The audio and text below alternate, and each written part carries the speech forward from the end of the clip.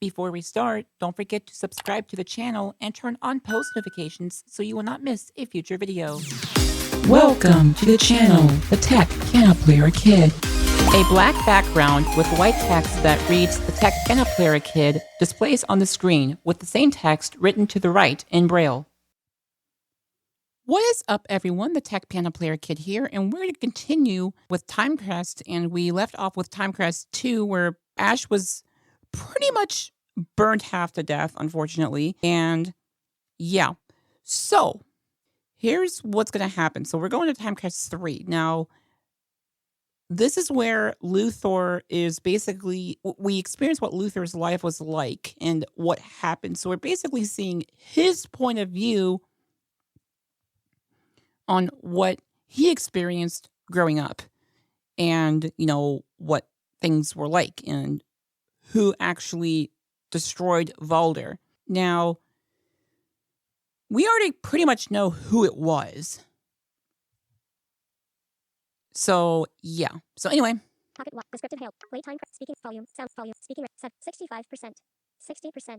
Words, playtime crest 3, Luthor, 1 of 1 responses. So, let's play Timecrest 3, and we'll double tap. Playtime crest 3, Luthor, 1 of 1 responses, 30 seconds.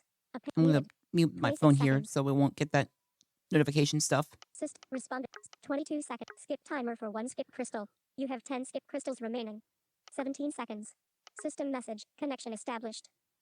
Okay. So, unfortunately, I don't have the Master of Time anymore, but that's fine. Actually... Skip. Descriptive hail. Return to Surrey. Return 104,444 time crystals. Buy more time crystals. Button. You know what? Whatever. Blue message. 440 gold. Messages. Blue message. Do you believe in fate? Oh. I don't know why that's coming in. Muted. Oh. That's why. Okay. Blue message. I never did. Blue message. My motives. Blue message. Okay, I have that turned on. Messages. So that's why. Blue message. Do you believe in fate? Sure, I don't know. Blue message. I never did. Blue message. My motives have not been clear yet. You chose to trust me. Blue message. Maybe you would have done anything to save Ash. Blue message. My motives have not been clear yet. You chose to trust me. Wait, I did?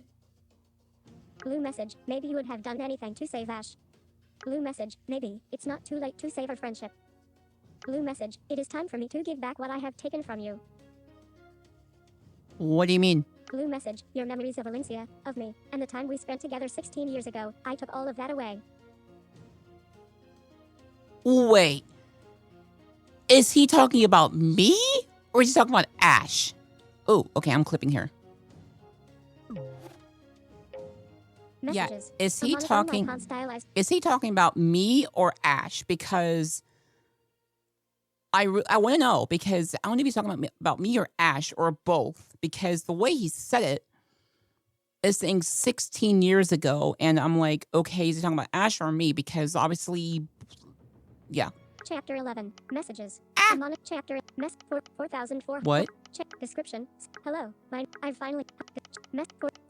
Chapter back. Okay, button. apparently we went to chapter 11. Well then. 400. Message. Chapter 11. Description. Hello. My name is Luthor Timecrest. I've finally succeeded in connecting to you. Time manipulator Crow knows. System message. Luthor, did you just call me Crow knows? 1 of 4 response. Where's Ash? 2 of 4 response. Did you just call me Crow knows? Did you just call me Crow knows? 1 of 4 response. Description. Your words. Description. He cleared. Description. Your words appeared, glowing across the surface of the pocket watch. Luthor. Description. He cleared his throat. Crow knows Timecrest, the time manipulator, is the name I have for you in my head. I was born with the knowledge of you. The first human to travel to Valencia with the power to control time.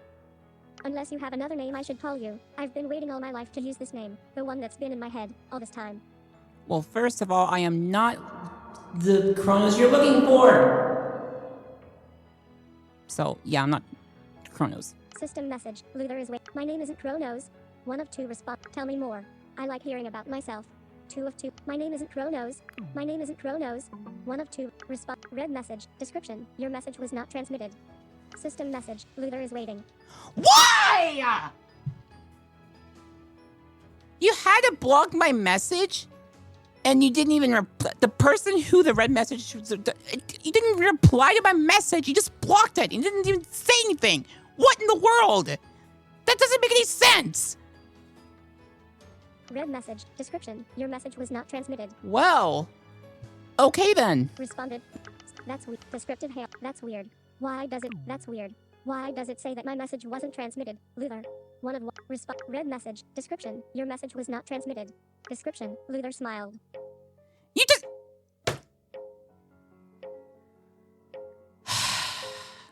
Fine. I have some good news for you, time manipulator. As I said, I am not the time manipulator that you are looking for! I love these sound effects that I like to play on my mixer. They're so cool. I have finished creating the aura container for your time magic. The one that you wanted me to make. No, I never asked that. I've named this container the Chrono Gem, after you. Again, that is not my name. Description. Luthor squeezed the pocket watch, his violet eyes looking animated. Okay, who's the person with the violet eyes? Is that, I'm actually very curious. The person in the armchair, actually, wait a minute. We don't actually experience the person in the armchair. Oh, wait, that's because we never looked at the person in the armchair. Oh. Like I said, I was born with this knowledge of you, time manipulator. Being born knowing about you made me feel extraordinary, but there were times when it made me feel like I couldn't trust my own mind. The way the pocket watch came into my possession is also extraordinary. This object just showed up at my home one day. Okay, so I think I chose to trust Kronos at the beginning. We chose not to trust him, so I am sorry. I probably picked the wrong thing. Hello? Oh, okay. Sorry. I thought someone came in my room. So I did this a little bit differently, guys, and I apologize. So basically what happened was that this object just showed up. Give me a second here, guys. Let me pause this. Okay, so basically what happened is that when we met with Ignis in Timecrest 2 at the end, we chose not to trust Kronos, if I'm correct. Now, obviously, it seems like the way it said it here that you chose to trust me. And I think the reason why I did that is because I picked the wrong game. Because I think I played it through again just to see what was different through the updates. That's why. So, yeah. And as I said, the updates are completely different. It's crazy. So, I'm going to say this, that really nothing happens at the very end of Timecrest 3. I mean, yes, stuff happens.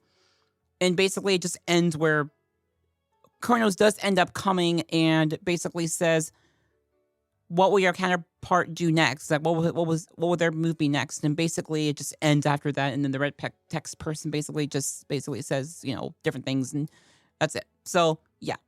So, I changed it up a little bit. I apologize on that if I'm correct. And yeah, we're going to go from there and see what happens eventually.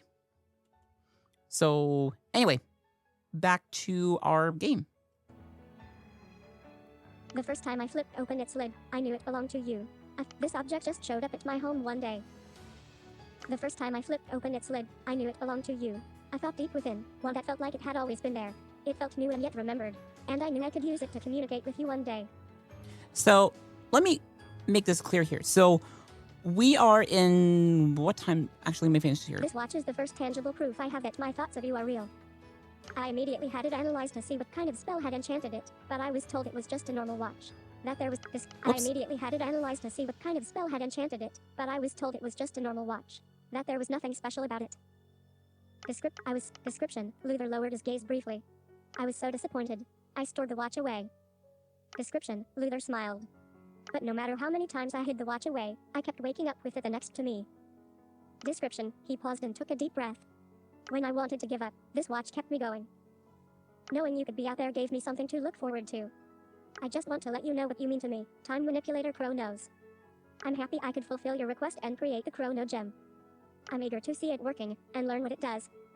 System message, Luthor is waiting. Okay, so let's... Okay, so... Rip back. Chapter 11. The current year is 998 MG. So, we've gone back 16 years. We've gone back 16 years. So in Ash's, so in the original time frame in 1014 MG, which is where we get to know Ash, Luthor is around 30 years old, 29 to 30 years old, give or take. We've gone back 16 years where Ash is around 2 years old, and Luthor is 13 years old. So, teenager. So, we're basically learning, seeing what his life was like back then. Now, I'm going to give you a heads up. There's a lot of things that will happen that are pretty intense. I'm just letting you know. There are some intense things in here. So, yeah. The Crow Note, the script. The Crow Note gem can freeze time and trap Ezra. 3. I think that I'm not. I'm eager to see it work. Okay, here we go. I'm not this time manipulator you're looking for. Luthor. 1 of 3 So, responses. I already have a feeling that that's not going to work because the red text person is going to... That made no sense. The red text person, whoever this is, which I already know who it is, but we're going to pretend that I don't know.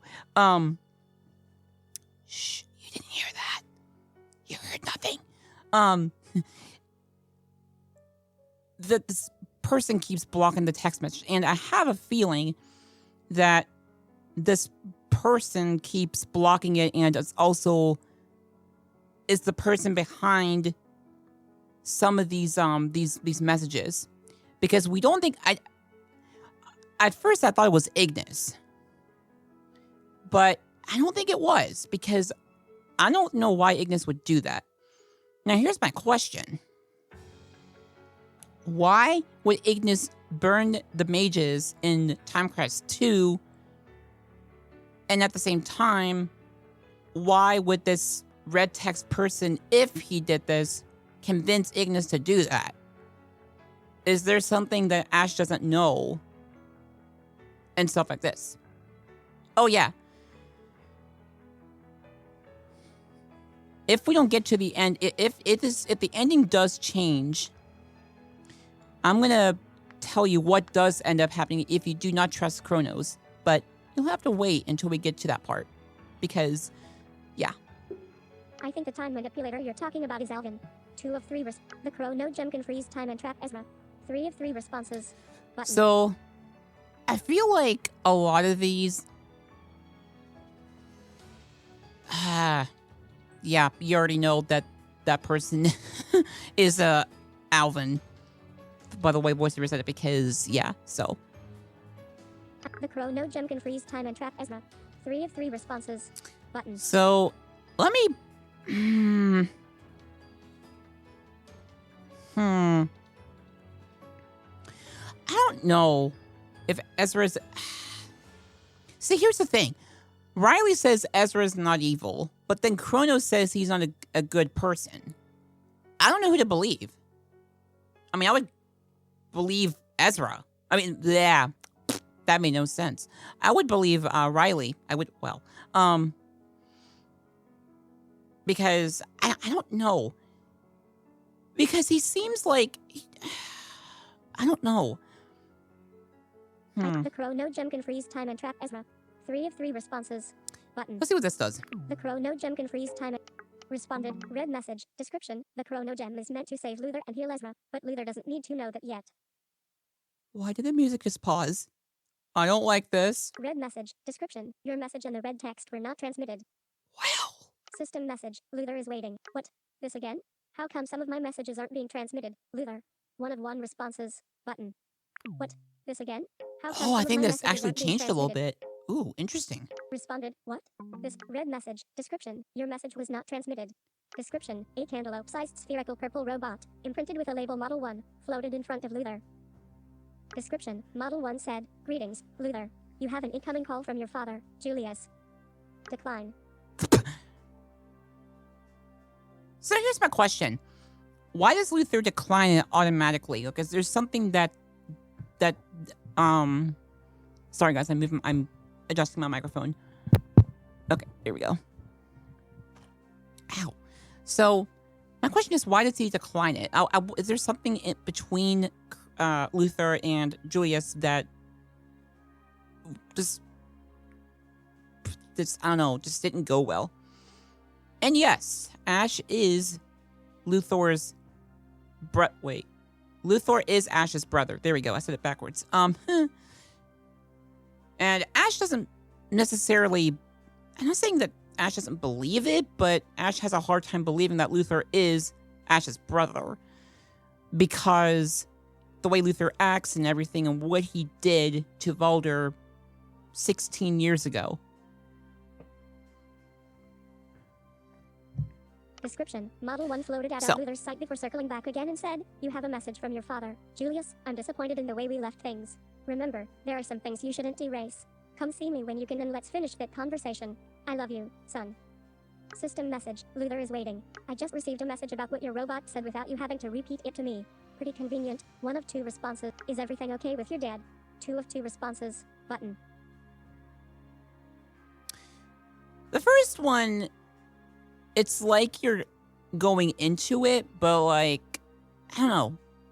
Like, you're being honest and like you say, hey, your message was readable. But at the same time, it's like, I don't know. So let's do the second one. Just say, hey, you know, is everything okay? Kind of thing. Is everything okay with your dad? 2 of 2 responses. Description. Luthor paused, darting his eyes over your question. I see. This pocket watch has extra abilities besides just allowing me to communicate with you. Darn it! You know what my robot, Model 1, said as well. How does he? How did he know? Oh, that's weird. Description. He smiled. My dad and I had a fight about you. My dad is against me using time magic to erase mistakes I've made. Why?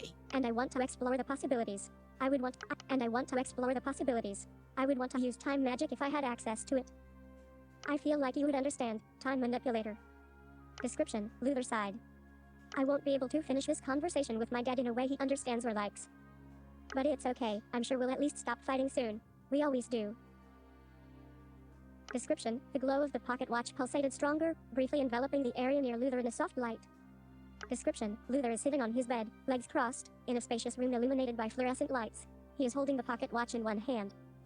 Okay, this sounds like a ridiculous question, but what is the difference between fluorescent lights and LED lights? Like, not like sight-wise, like, is there any difference by like how like the light, how bright it is and stuff, or is it just like how much energy it uses? Because like, I don't have light perception, guys. For those of you who can see or have some light perception or have some vision, I have 0. Hold on. Okay. Yep. Yeah, I'm doing a video. Yep. All right, sorry guys, I had to mute that.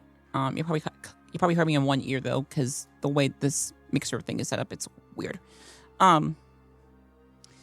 But yeah, as I said, I don't have any light perception. I don't have any light perception at all. I lost my vision when I was very, very, very little. Like, I was a baby. So I don't remember any vision. I don't remember seeing anything. Just imagine, guys. Like, imagine that you... So for those of you can see, just imagine losing your vision tomorrow. You wake up and you just see nothing. I'm not talking saying black. I'm just saying nothing. Just nothing. 0. Now, let's take this a step further and saying when you were little, you lost your vision. Now, I know some of you, this applies to you, but let's say for those of you who are sighted, let's just assume that, in other words, just imagine like you don't even remember seeing anything. Like, you don't know what color looks like. You don't know what a sunset looks like. Someone says the color, oh, nice red shirt. I'm polite and I say thank you, but my mind is like, I have no clue what the color red means. Like, I know it's a color. I know what color means. Like, it just basically helps to help with to make things more like stand out, I guess is the word. But I don't know what color looks like what red or blue or black looks like. And even if someone like compares it to something, it doesn't really help. And yeah, I mean, it's saddening sometimes, but I doesn't bother me every day. I just think about it sometimes. I'm like, I really know what a sunset looks like or a rainbow. Like, I know a rainbow is all the colors, like red, orange, yellow, blue, red, orange, yellow, green, blue, indigo, violet, or indigo is, I don't know what indigo is, but violet's like purple. But yeah. Anyway, I'm getting off topic. Description: on the nightstand next to Luthor's bed, a teleport orb is slowly spinning on its stand. Description: all of the shutters on the floor-to-ceiling windows are closed, though bright sunlight is peeking through the cracks. Description: on the bed next to Luthor is a thick binder and a few bags of potato chips. Stop talking about food. I just ate and I'm getting more hungry again. I'm getting more hungry. That wasn't proper English, but oh well. Description: numerous modern desks line the space of the room, topped with glass tubes and bottles filled with colorful liquids. Description: floating orbs, crystals, and shiny gadgets are scattered everywhere. Description: Luthor placed the pocket watch down on his bed, opened his jacket, and reached into an inner pocket. And just like I was born with a knowledge of you, time manipulator, I also knew you wanted me to make a container for your time magic. Description: from his inner jacket pocket, Luthor pulled out a gray crystal much larger than the size of the pocket. Of course, I have no guarantee that the Chrono Gem works until we try to put your magic inside it, time manipulator. I haven't been able to test it since there are no time mages in Alencia. I do have confidence that my aura containers work for storing magic, though they have worked on every kind of magic. Description: Luthor glanced over at the teleport orb on display. System message: Luthor is waiting. Is the teleport orb an aura container like the Chrono Gem? Luthor. 1 of 6 responses. Button. Okay. So I think also there's been some, as I said, there's some updates to the Timecrest game. And as I said, I kind of just, went through it very quickly when I went with this, but it seems like there's more options. So let's check. That's the first one. Why are all your shutters closed? 2 of 6 responses. Button. He doesn't want any sunlight coming in for whatever reason. What is in the binder on your desk? 3 of 6 That's responses. pictures Button. and things like that. Do you like potato chips? 4 of 6 responses. Button. Yep, he does. Is your jacket pocket an infinity pouch? 5 of 6 responses. And for that, Button. not exactly. It's hard to tell if you're in your bedroom or your lab. 6 of 6 responses. Button. We already know it's kind of a mixture. Is the teleport orb an aura container like the Chrono Gem? Luthor. 1 of 6. Let's do that one. Is the teleport orb an aura container like... Responded. Description: Luthor's eyes moved from the pocket watch to the teleport orb, then back to the pocket watch. That's exactly right, time manipulator. One of the first aura containers I made was for the teleport spell, and it became the starting point for what would become the Chrono Gem. System message: Luthor is waiting. How does an aura container work? 1 of 2 response. I assume you are gaining lots of profit from this invention of yours. 2 of 2 response. How does an aura container work? 1 of 2 responses. Let's do that one. How does an aura container work? Now I'm curious. Responded. How does an aura... Let's see. Let's see. Mages... Let's see. Oops. Mages today understand spells as aura leaving the body. To me, aura is just another form of energy we use, similar to the energy I'm using now to speak. Ah. Energy is transferred to my face to allow me to speak, but eventually I'll get tired and the energy I transferred will be used up. When I sleep, I recharge my energy, but it's not the same energy I used to speak with you now. The difficulty wasn't figuring out how to transfer a spell from one place to the next, but how to make sure the energy or power of the same spell doesn't decay once it's been cast while the spell was stored. We cannot renew the energy of a spell once it's been cast, so how do we store the spell in a way that will maintain its full strength and work as intended? This is oversimplifying things, but think of a taut string. As long as the string is pulled from both ends with equal force, the tension in the middle of the string remains the same. That's essentially what is happening inside my aura containers with mages here. That's what will happen inside the Chrono Gem with you. For you, all you need to do is cast the spell on your end, and your energy will be transferred into the Chrono Gem and pulled tightly like a string. Similarly, once a mage transfers a spell into an aura container, a built-in gravitational force pulls the energy like a taut string until it's ready to be released. Too much pull, and the aura of the spell will be ripped apart. Too little, and the spell will decay in strength. Each orb is designed with gravitational fields that complement the spell that is being stored. And depending on the complexity of the spell, there could be more than one set of gravitational fields, or multiple strings that hold the spell in place. Maybe all of this seems simple to you, time manipulator, but gravitational pull was hard for me to develop. Kind of. Kind of it makes sense, but sure. Still, storing magic that is familiar is much easier than storing magic that no one has experienced before, like your time magic. I worked hard to create the strongest pull I could muster, and forced it into the Chrono Gem. I figured, if your time magic ends up being torn apart, then I can always lessen the strength of pull, but developing a stronger pull would take more time. System message: Luthor is waiting. It would take more time. I worked. I figured, if your time magic ends, system, that's amazing. One of two this doesn't make any sense. 2 of 2 responses. Button. This doesn't make any sense. That's amazing. 1 of 2 responses. Button. Let's do that one, because it does kind of make sense to me, kind That's of. amazing. 1 of 2 response. Responded. That description. Luthor paused. I never thought that something I would do would impress you. Time manipulator. You're probably just being nice, but thank you. No, I'm actually being honest here. That actually is pretty cool. Description. Luthor paused as he description. Luthor paused as he looked at the teleport orb on his nightstand again. I assume the pocket watch sent you a message that I looked at a teleport orb. No, I can read minds. Yes, it sent it to me. Description. Luthor paused. Wait, I can't read minds because it's not in Braille. Okay. Anyway. I'm still getting used to being asked questions about my surroundings because I have no idea what type of information the pocket watch sends over to you. Say, time manipulator. Can you read my mind? No. System mess. I can't read your mind, Luthor. 1 of 2 Yep, you're thinking about food. 2 of 2 responses. Okay. Okay. Okay. I'm gonna just be fun. Like, okay, actually, it doesn't, you can't, but I'm gonna be funny and just see what happens if I do this. Yep, you're thinking about food. Response. Description. Luthor paused before chuckling. It seems like you can't read my thoughts. That's somewhat comforting if it's true. Okay, no, I didn't think so, but I wanted to do that just to be funny. I understand it's convenient for you to get context about my surroundings, but I have to admit that it's a little uncomfortable. It makes me feel like you're watching all the time, and I've never been close to someone like that. I wonder if closing the pocket watch will also stop its functions. Description. Luthor placed his hand on the lid of the watch, but didn't close it. I'm not going to risk losing our connection though. System message. Luthor is waiting. Let me try this again. I'm not the time manipulator, Luthor. 1 of 2 responses. So we know that's not gonna work, because... Are you trying to hide things from me? 2 of 2 responses. No. Button. You know what? Let's do the first one. Let me try this again. Let me try this again. I'm not... Responded. Let me try... Red message. Description. I like your persistence. I hate when the music pauses every time the red text person does texts in there. I don't like that. Red message. Description. I like your persistence. Thanks, I guess? Red message. Description. Your message in the red text. Description. Luthor tapped his finger on his leg. There's so much I want to talk to you about. Time manipulator. Description. Luthor cupped the watch in both hands.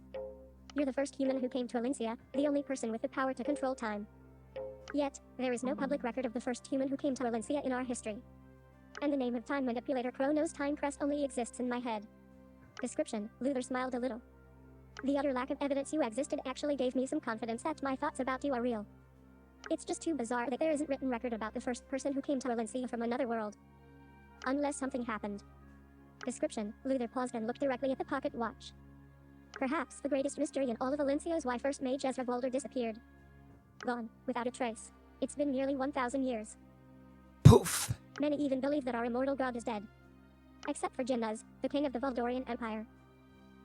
Should be Jenna. Wait. Many even, except for Jinnaz. Yeah. When Jinnaz ordered me to make Irelium for his palace, I got to know his daughter, Princess Riley. And I found out from Riley that her father believes First Mage Ezra is still alive. And that the First Mage imprisoned you beyond the Great Halcyon Barrier. I asked Riley if she's heard of the name Chronos Timecrest, but it seems like her knowledge is limited. According to Riley, the First Mage has the ability to see aura in all living beings, giving him control over all of us if he wanted. That's kind of... Okay. But he couldn't see your aura, and he wasn't powerful enough to kill you. The best that First Mage Ezra could do was seal you away. It seems to me that Jinnaz believes you are an enemy to the First Mage and an enemy to Alencia. Description. Luthor pressed one hand on his heart. But I feel pain when I think about the First Mage. First Mage Ezra has never done anything to me. I've never even seen him before in my life, except for in drawings. And yet every time I see his drawings or think about him, I feel pain. I assume this is a pain you feel for First Mage Ezra Valdor. I assume his disappearance had something to do with what happened between you two. What was First Mage Ezra's reason for imprisoning you? System message. I don't have an answer for you, Luthor, but Ezra must have had his reasons. 1 of 4 responses. Ezra is the enemy, Luthor. He killed Princess Riley of Valdor. 2 of 4 what is the Great Halcyon Barrier? 3 of 4. I thought Valdorians hated humans. What is your family's relationship with King Jinnaz? 4 of what is the Great Halcyon Barrier? 3 of 4 responses. I'm gonna ask that. What is the Great Halcyon Barrier? Responded. Description. Luthor narrowed his eyes as he read your question. The Great Halcyon Barrier surrounds Alincia and protects us from the plasma outside. The barrier was once perfectly solid, but nowadays, there are many holes that permeate toxic plasma into Alincia. Plasma toxicity transformed a part of Alincia into what we call the Rotlands. Many escaped the area when the plasma pollution became too much, but some of the inhabitants refused to leave.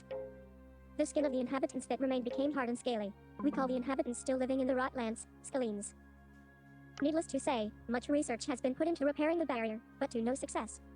Although, some holes in the barrier have closed out by themselves, so we theorize that either the barrier is self-healing or someone is healing it. Many theorize that First Mage Ezra is actually repairing the holes.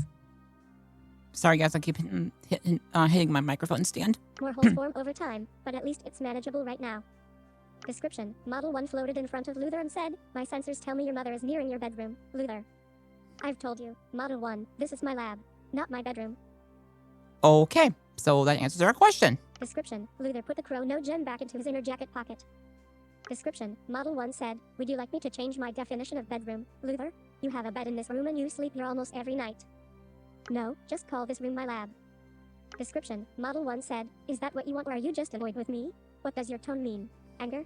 Disdain? Or perhaps fear? I would like to understand you more, Luthor." Okay, guys. Imagine a robot just exactly like what Luthor has. Or has, whatever. And you can communicate to it just like a human, essentially. But then, like... Oh, that'd be so weird. Kind of creepy, too, actually, if you think about it. "My tone means nothing." Description: Model 1 said, "My presence seems to distress you regularly.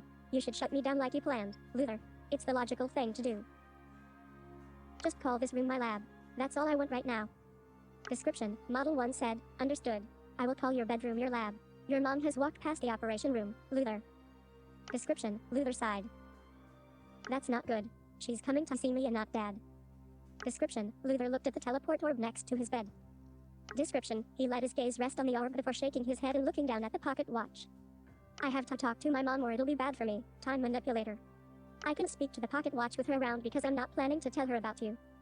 If you send me any messages during my conversation with Mom, I'll try my best to read them and respond when I can. System message: Luthor is waiting. Thank you for keeping the pocket watch open and including me in the conversation with your mom." 1 of 4 response. "You're putting the time manipulator on hold." 2 of 4 responses. "Why aren't you telling your mom about me? Is communicating with someone from the human world forbidden?" 3. "Why do you want to shut down Model 1? 4. "Why aren't you telling your mom about me? Is communicating with someone from the human world forbidden?" 3 of 4 responses. I'm going to hit that because I'm kind "Why of aren't you curious. telling your Response: No, unless you know something I don't. Communicating with the human world is fine, but challenging. No. Whoops. No, unless you know something I don't. Communicating with the human world is fine, but challenging. Few mages have the Nexus spell that we need to communicate." So apparently, in this time frame, it's not forbidden. But then in Ash's time, it is. So when did they change that? "And the mages who manage to speak with a human aren't able to maintain a clear connection for long. I've actually used my Nexus spell to enchant other items beside the pocket watch. I've only been able to see and hear bits and pieces." Description: Model 1 said, "Luthor, my sensors tell me that Ash is with your mom." Description: Luthor's eyes widened as he frowned. He let the Description: Luthor's eyes widened as he frowned. He let the pocket watch slip from his hand and fall onto his bed. Description: The lid remained open. Description: Luthor hopped off his bed and made his way to the door. He opened the Description: Luthor hopped off his bed and made his way to the door. He opened the door just as Helena Timecrest was raising her hand to knock. Description: Helena, a petite woman carrying a rosy-cheeked baby, flashed a huge smile as she saw Luthor and said, "What good timing, Luthor." Description: Her shoulder length, sandy-colored hair and bright violet eyes shined under the fluorescent light. Description: Helena held up baby Ash's hand and waved it at Luthor. Helena said, "Ash, look. We don't see him often, but you do have a brother. That's him, Ash. That's your big brother, Luthor." Description: Baby Ash reached out for Luthor, with an adorable grin showing lots of gum and some baby teeth. Description: Luthor started to smile, but then his gaze settled on the scar on Ash's hand.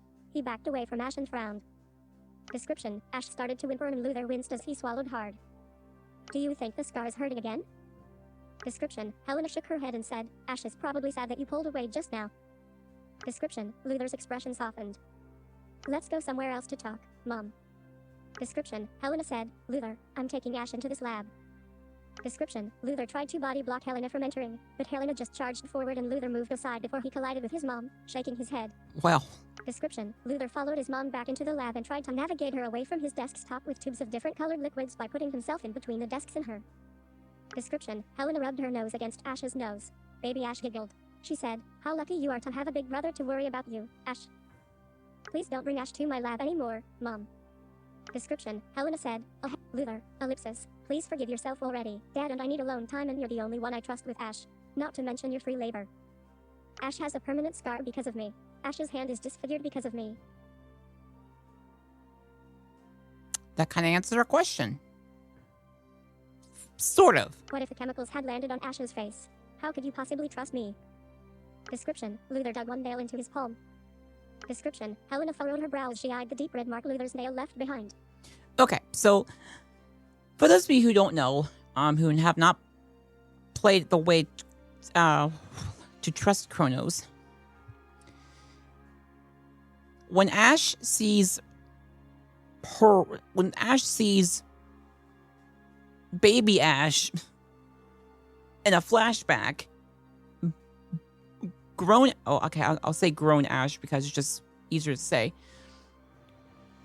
sees little Ash knock over something in the lab when Kronos is not watching when he's supposed to. And baby Ash knocks over something and some potion splashes on the baby's hand. And obviously it hurt. And Luthor went over, and we really don't know what happened after that, but that's how baby Ash got that scar, and grown Ash figured out how that scar came on Ash's hand. Description: Ash wriggled in Helena's arms and tried to reach for Luthor again. Description: Luthor turned away and walked over to one of the desks in the lab. Description: He pulled a chair away from the test tubes and the lab equipment. "Would you like to sit down, Mom?" Description: Helena shook her head and said, "Just relax, Luthor. I'm only dropping by for a quick chat."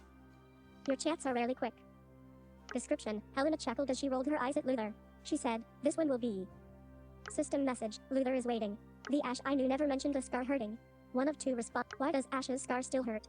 2 of 2 The Ash I knew never mentioned. The Ash I knew never mentioned the scar hurting. 1 of 2 Description: The pocket watch's glow pulsated, drawing Luthor's attention. Description: Helena looked at her son plopping back onto the bed, fixated on the pocket watch. She furrowed her brow. Description: Luthor saw your message. Description: Helena said, "I heard you and Dad had a fight about Kronos Timecrest." Description: Helena said, "Dad said you've been obsessed with contacting Kronos with the idea of using time magic to heal Ash's scar." Description: Luthor looked down and started rubbing his thumb. He didn't reply. Description: Helena said, "I want to be clear that I believe time manipulator Kronos Timecrest is real." Description: Helena said, "But I do think your dad is right on this one, Luthor." Description: Helena said, "I just think a 13-year-old needs to spend more time outside and with friends to be happy instead of cooped up in his lab. I'm not outside making a bunch of friends because being here." Description: Luthor waved his hands at the lab. "Is what I want to do with my time." Description: Helena's expression looked doubtful. "The time manipulator gives me hope that the damage I did to Ash can be reversed. And I do believe that, somehow, the pocket watch did turn back time for maybe 5 minutes." Description: Helena continued to look doubtful. "I don't remember it, but I sensed it. I felt it." What did you feel? What did you sense? "I hadn't gone back far enough in time to reverse Ash's scar, but I don't feel like giving up." Description: Luthor glanced at your message again, narrowing his eyes as he observed Ash's scar. "I'm sure the time manipulator will be able to heal Ash's scar. The periodic phantom pain caused by the scar now is because the intense pain of the injury became ingrained in Ash's memory. The only way to erase Ash's pain is to either erase Ash's memory of the incident or to find a way so that the incident never happened." Description: Helena shook her head and said, "Say we all go back in time. How do you prevent yourself from making the same mistake with Ash? You said yourself that you don't remember anything when time supposedly turned back for a short while." Good point. "I borrowed Princess Riley's amulet. With it, I should be able to retain my memories if I go back in time so I can prevent the same thing from happening." Ah. Description: Helena said, "I wish you could just forgive yourself, Luthor. Like your dad and I have." like I'm sure Ash will. I tried to move on, but I'm still stuck on this, Mom. Every time I hear Ash cry now, I think it's because of me. Description, Helena said, but what if the pocket watch doesn't work anymore? What if the time manipulator doesn't know time magic? What if time magic isn't safe to use? I know I could be wasting my time. Description, Helena said, yet you keep choosing to go down a path that can lead to a lot of disappointment. System message, Luthor is waiting. Your mom doesn't seem to really understand you. 1 of 2 why don't you tell your mom that I'm here? 2 of 2 responses, button. I feel like... I don't know.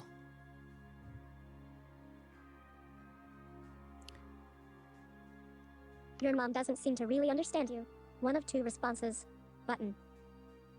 Why don't you tell your mom? Let's do that one. I probably don't want to do this, but let's try it. Description, the pocket watch's glow. Description, Luthor shook his head.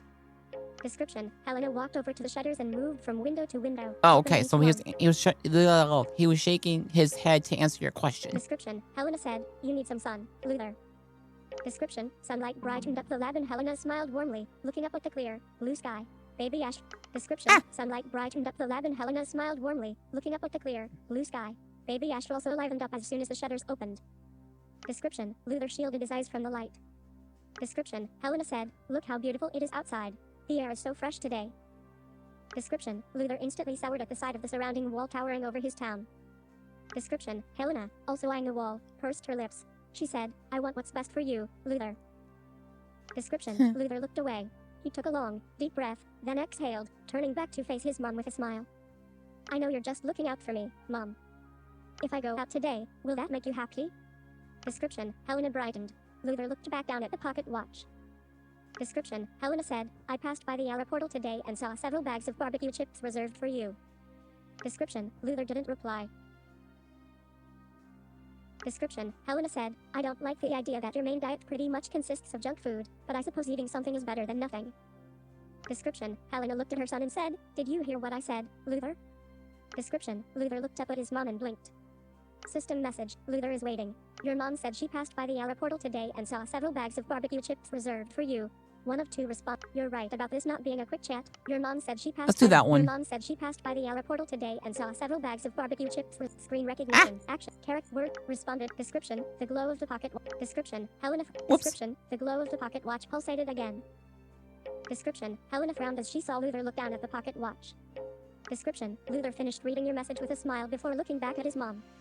Description, Helena said, you keep glancing down at the pocket watch. Can you put it away? I find it disrespectful. Description, Luthor paused before picking up the watch from his bed and placing it in one of his outer jacket pockets without closing the lid. Description, Helena said, thank you, Luthor. I don't get to talk to you often so I don't want there to be distractions. I heard what you said about the outer portal, Mom. Description, Helena looked surprised. Thanks for letting me know about the barbecue chips. Description, Helena smiled and said, I'm sorry, Luthor. I thought you weren't paying attention so I got a little annoyed. Description, Ash wiggled around in Helena's embrace, stretching both tiny arms out to Luthor. Aww. Are you sure you don't want to sit down, Mom? Description, Helena said, no, I'll be out of your hair soon. Description, Luthor sighed. Description, Helena said, I got a message from Princess Riley asking for permission to visit. Helena smiled and said, she is always so polite. Will you be seeing her today, Luthor? Okay, now let me make something here. We find out that Riley is 24 in Timecrest 2. Wait, 2, I think? Yeah, 2, I think?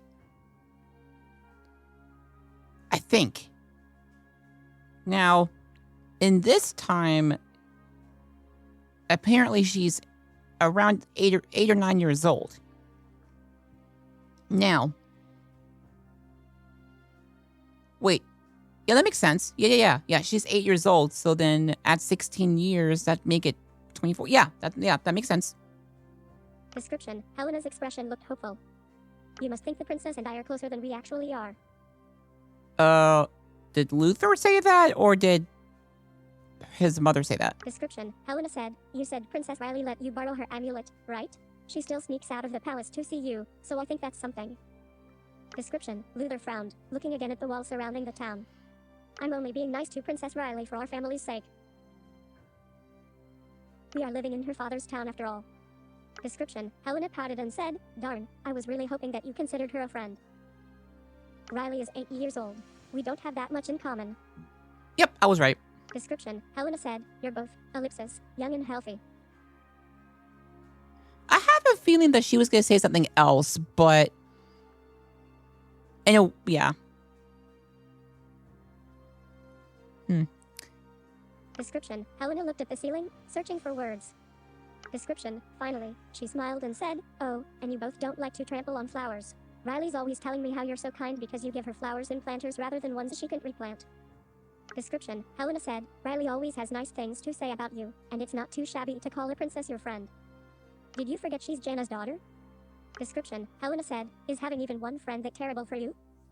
Janna's claims that humans made the Valdorian disease because we want to take over Elysia. Riley's father forced us to live in this quarantine zone and made us his prisoners. Description, Helena said, Riley didn't choose Janna's as her father. Besides, I see you smile when you speak with her. You even asked her to train you in physical combat. If I have to spend time with the princess, then I want to at least learn something. Description, Helena looked crushed. Description, Luthor sighed. Riley is a nice girl. She's different from her father. She's different from other Valdorians, but it doesn't mean I think of her as my friend.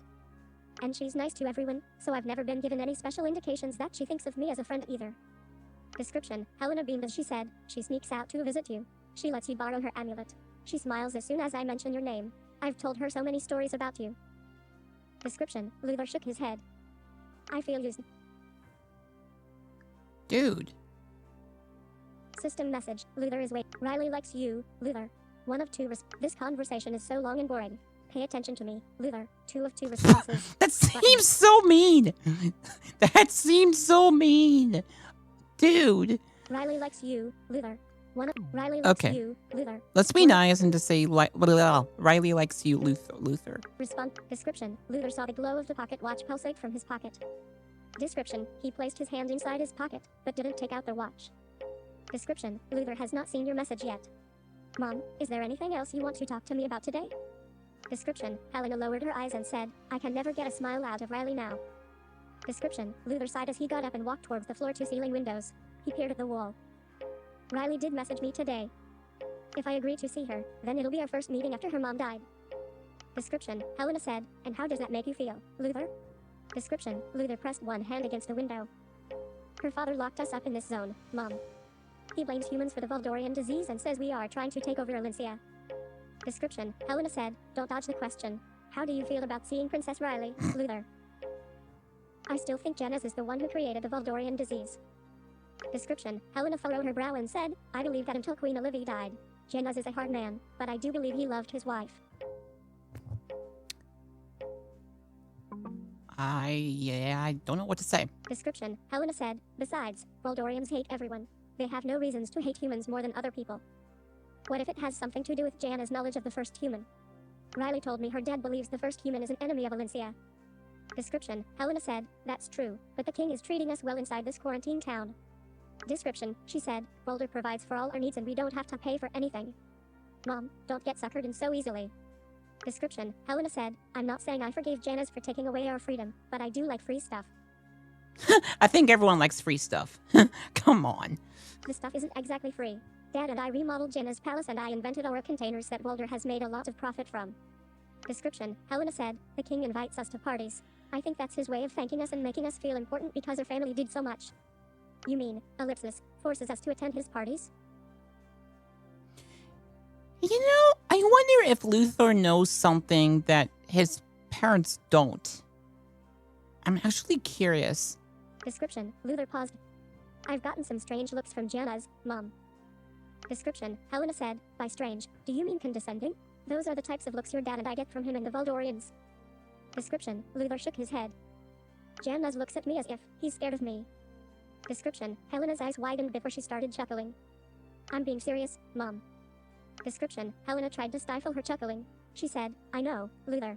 Teenagers are scary, moody beings. I understand King Janna's fear of... Wait. Helena tried to stifle her chuckling.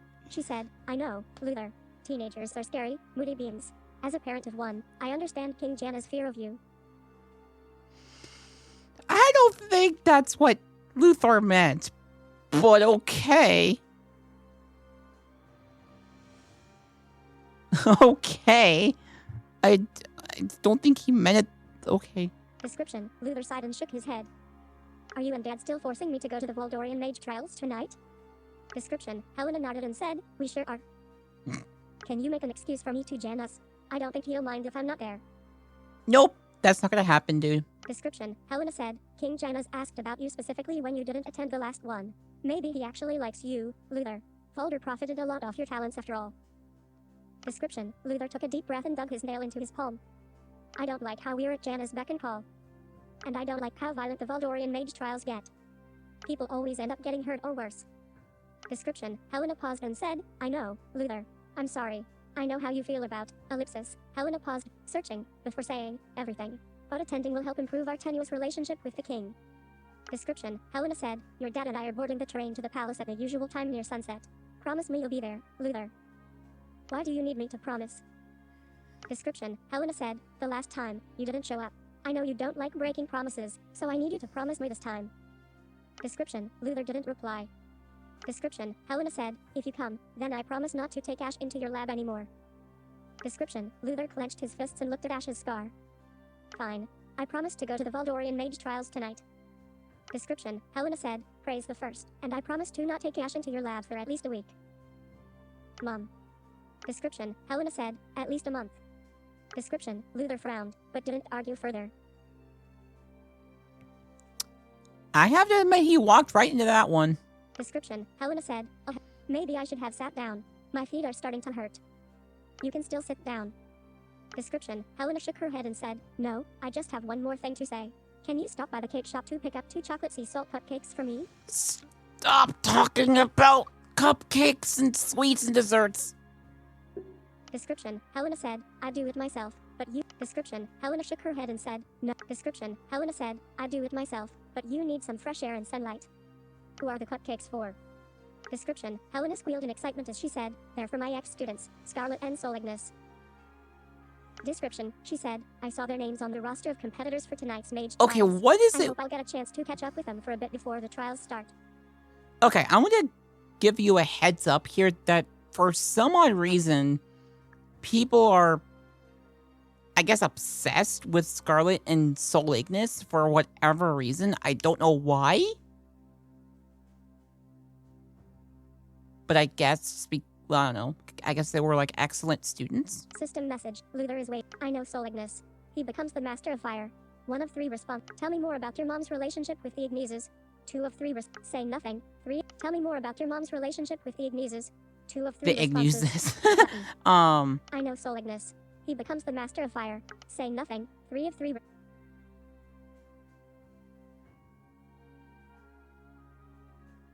All right, I'm gonna say nothing because like I want to see like what happens like when it says Luthor Riley likes you. Say nothing. 3 of responded. Description. Your previous message remains on the watch. Okay, yay. Description. Luthor noticed the glow of the pocket watch pulsing, but the watch remained in his pocket. He has not seen your message yet. Description. Helena said, I do hope you end up seeing Riley today. I'm sure it'll make her feel better to see you. Description. Luthor's expression softened as he lowered his gaze. Do you really think Riley will feel better if she sees me? Description. Helena gushed and said, I knew you felt bad for Riley. Description. Luthor cleared his throat. No, I don't. She's a Valdorian.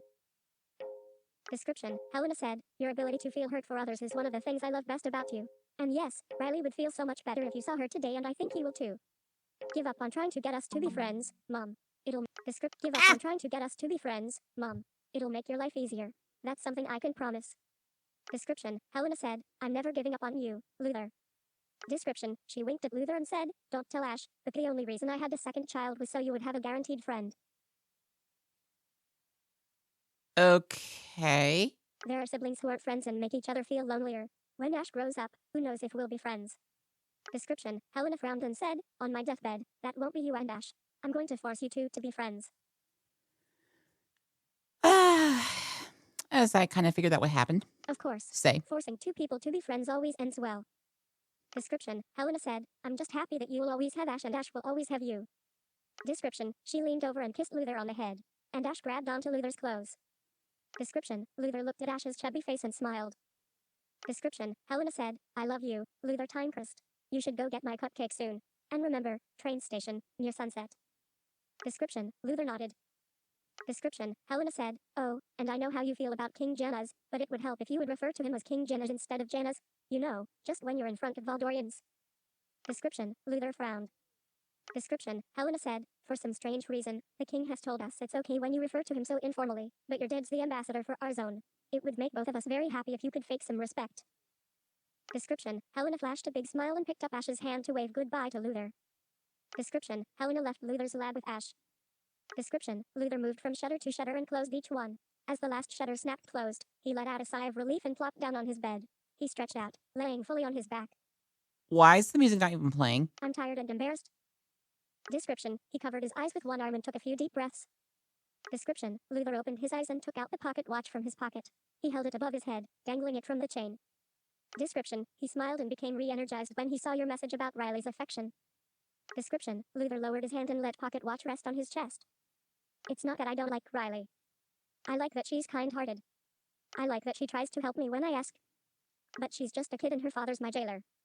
Things would have to change, a lot, before I considered her a friend. Description, Luthor breathed in deeply, before sitting up and looking down at the pocket watch in his hand.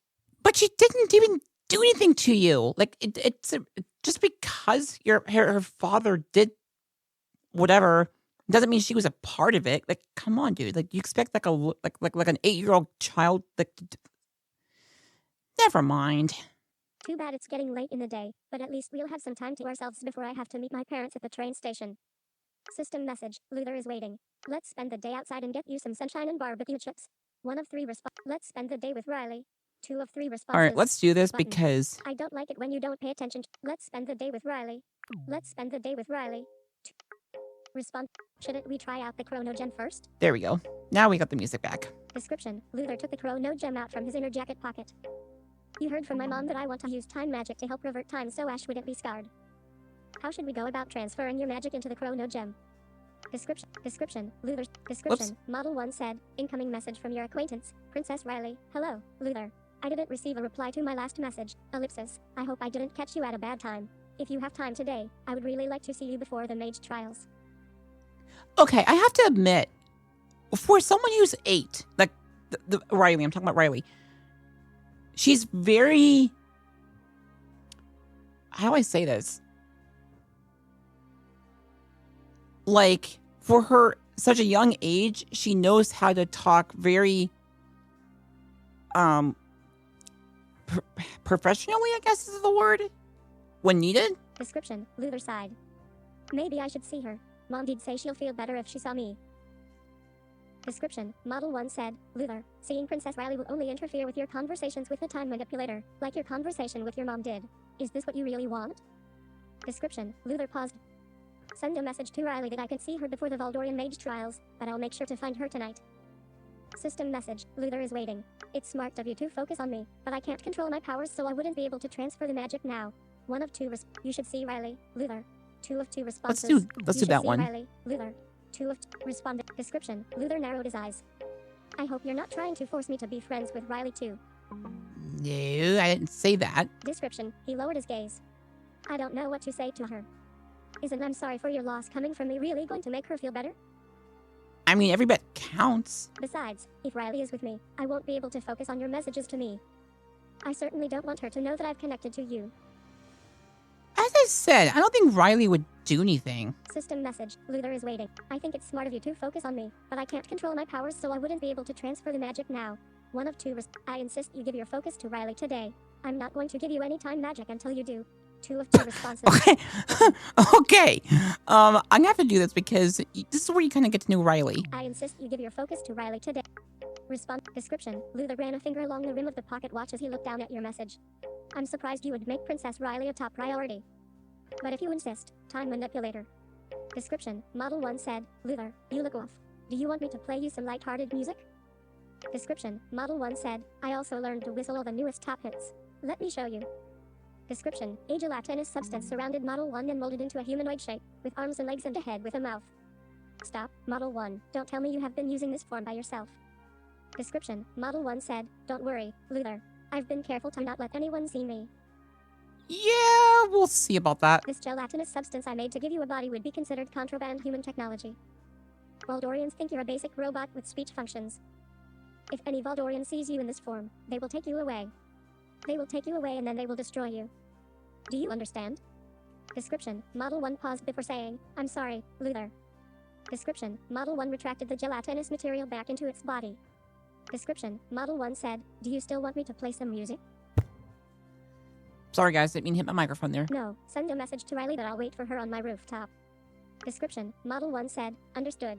Sending message. And can you go pick up the chocolate sea salt cupcakes, Model 1? Description, Model 1 said, of course, Luthor. I have added it to my task list. Don't forget to use your basic mechanical grabber when you pick up the cupcake. Description, Model 1 said, of course, Luthor. System message, Luthor is waiting. Tell me more about Model 1's gelatinous form. Why is it considered contraband technology? 1 of 2 response. Model 1 took time to learn how to whistle. I think you should listen to it. Tell me more Let's about do this Model one. 1's Tell me more about Model 1's gelatinous form. Why is it considered contraband technology? 1 of 2 response. I got my hands on this jelly. The Valdorians let me keep it because they didn't think it had any special applications. But I found that when electric currents are applied, the jelly could change shapes, textures, and hardness. You can pretty much form it into anything. Just imagine, if you had a house made of this jelly, you could change its layout anytime you wanted. Turn walls into windows and such. That would be interesting, I guess. I don't know. But I don't have near enough to make a house. Just enough to give Model 1 a body. The Valdorians will confiscate Model 1 if they found out about all the modifications I gave him. But I wanted to allow Model 1 to do more things. We just have to keep it a secret. Like, that's gonna happen. Description, Model 1 said, Dr. Fulgur is approaching, Luthor. I don't like that music. That's very... Description, Luthor rubbed his forehead. I don't like that type of...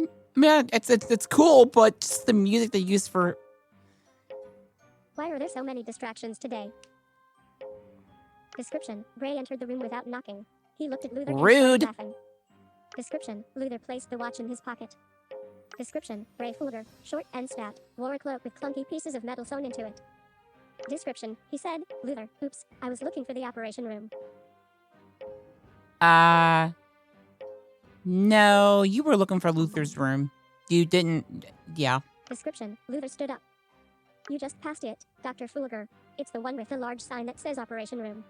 Yeah. I was just gonna say that because you should have seen it. No pun intended. It's the room that you have met my dad in countless times. Description, Bray laughed. Why do you need to go to my father's operation room? Description, Luthor looked at... Description, Luthor looked apprehensive. Description, Bray laughed and said, you know the answer, Luthor. Your father is watching over the latest Valdorian soldier that got stricken with a disease. I'm here to haul the poor sap back to the palace. Description. Wait. Speak volume. Speak word. Brett. Your father is over the latest Valdor soul that got stricken with the disease. I'm here to haul the poor sap. Oh. S-A-P. We're back to the palace. The sap? Okay. I don't know what that means, but it's probably a negative way of saying something like the poor person, I guess. Description. Luthor swallowed hard and clenched his fists. People are still getting sick with humans locked up in quarantine towns. What about you? Even though... Description. Bray said, nothing can be done about this. Doesn't that either mean that people are still getting sick with humans locked up in quarantine towns? Doesn't that either mean a human wasn't behind the disease or, at least, that this whole quarantine thing doesn't work? Description. Bray said, nothing can be done about the disease you humans have spread, but locking you all up makes people feel that justice is being served and gives them some peace of mind. Even though Valdor has to place a lot of its own soldiers to guard us because no one else wants to be near humans? What about you, Dr. Fulgur? You're not Valdorian, so you don't have to be here and work for them. Description. Bray said, I'm deathly afraid of contracting the Valdorian disease myself, but someone has got to do the dirty work. Description. Luthor narrowed his eyes as Bray laughed and rubbed his hands together. What kind of dirty work are you doing that makes you seem so gleeful, Dr. Fulgur? Description. Bray said, working as a medical ambassador for the Valdorian Empire isn't glamorous. I have to spend all my time around both sick people and you humans who are suspected of trying to take over Elyncia. I don't know. Dr. Fulgur... I don't know. He just gives, like... Not, like, bad vibes. Just... I don't know. He just gives strange vibes. Like, he gives us some strange vibes. Description. Bray said, my life is in grave danger because of my job, so I have to do what I can to stay positive. And for those of you younger audiences and are like, what does that mean? It basically just means that he just... Something's off about him. Like, he doesn't... Like, he just doesn't seem... Like, not a bad person, like... How do I say this? Like, just something is off about him. Like, he doesn't seem... He doesn't act... He's not acting... He's acting differently and unusually different. Like, I don't know. Does it make any sense? I don't know how to say it. Description. Ray laughed again as Luthor eyed him.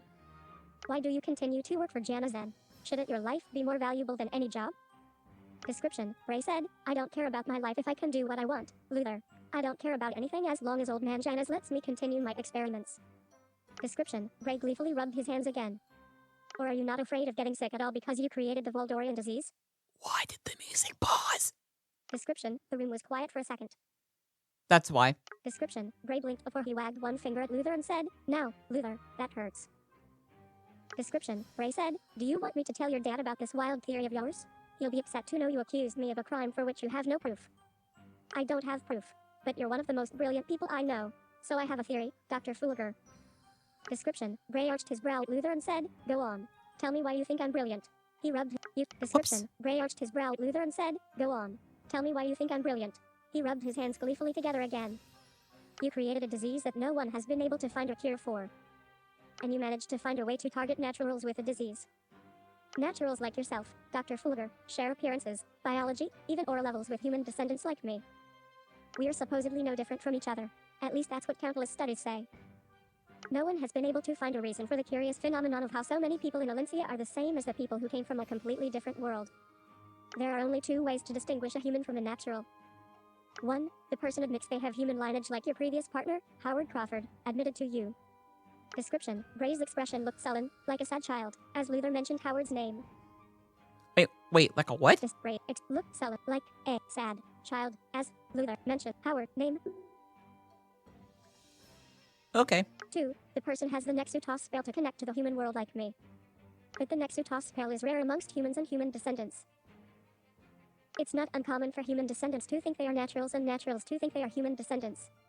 Yet, ellipsis, it's extremely important to Janus that no one who falls ill to the disease has any speck of human lineage. Janus has pitted everyone against humans on the sole fact that the disease spares humans. I assume that's why naturals were the last race to get sick. The disease started with Valdorians because Valdorians are known never to mix their blood. Then the disease targeted other races like Bunarths and Crystallis who clearly aren't human. But Janus needed the support of the naturals. Naturals are the majority race in Valencia after all. But they are extremely tricky to separate from humans. You can't just target people without a Nexutos spell because there are tons of humans who don't have Nexutos. Okay, I'm gonna actually have it read it all the way. Description. Luthor paused as he stared directly at Bray. But you figured it out, Dr. Fulgur. You figured out how to distinguish two virtually identical races. All the naturals that have died to the disease are ones who have proven to not have a speck of human lineage. I'm curious, Dr. Fulgur. Did you actually find a third way to tell the difference between naturals and humans? Description. Bray's expression changed to utter delight. Luthor waited for Bray to respond. Description. Bray laughed and said, I'd love to be able to tell you the answer, but this is a question for the human who created the disease. Description. Luthor frowned. Wow. I don't have proof you created the disease, but once I do, you know Janus will let you take the fall, Dr. Fulgur. Come clean to my dad and we can help you turn the tables on Janus together. Description. Bray laughed and said, that sounds good and all, but there are two problems. Description. He raised one finger and said, Number 1, I didn't create the Valdorian disease. Description. Ray raised another finger and said, Number 2, you can't give me what I want, Luthor. And what is it that you want, Dr. Fulgur? Description. Ray laughed in reply. Description. Luthor shook his head and sighed. System message. Luthor is waiting.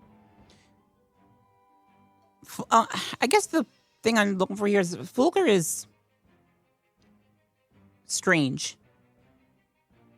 I hate Fulgur. 1 of 4 responses. Button. I wouldn't say I hate him. I like Fulgur's sense of humor.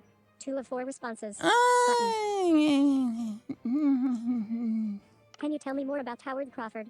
3 of say nothing. 4 of 4 Can you tell me more about Howard I'm gonna Crawford? say that one. Can you tell me more about Howard Crawford? Responded. Description. Luthor's attention is on Bray. He did not see your message. Unless you're going to tell me what you want, Dr. Fulgur, we are done here. I'm heading out.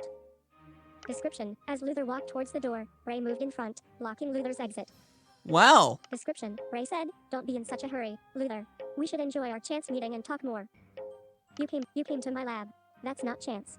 Description. Luthor started to walk around Bray to exit, but Bray raised his arm and stopped him again. Description. Bray's tone turned serious as he said, Perhaps there is something I want from you. Description. Luthor didn't reply, but he stopped and looked at Bray. Description, Bray laughed and said, do you like my cloak, Luthor? The metal pieces I sewed in are a nice touch, aren't they? I feel like I'm wearing armor like the Valdorians wear. What is it that you want from me, Dr. Fulgur? Description, Bray said, I'll have you know, it's my favorite cloak. I don't like wearing it to work, but today I made an exception. Description, Bray said, I like how the patchwork of this cloak matches my new skin graft. Description, Bray lifted off a glove and showed Luthor a Valdorian tattoo stitched into his hand. Description, the color of the patch of skin that the tattoo rested on clearly didn't match the rest of Bray's grayish-colored skin. Description, Luthor averted his eyes. Description, Bray said, do you recognize this patch of skin, Luthor? Oh. Oh, that's what I... Oh, that's... If I think what that thing that...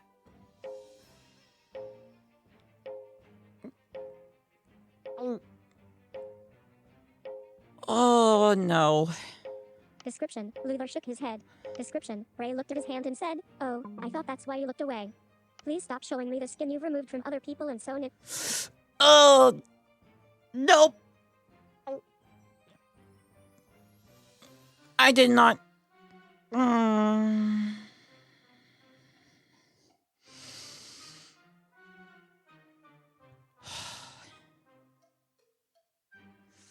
Oh, that's gross. To yourself. Description, Bray said, are you sure you didn't look away because this patch of skin is from the man you killed?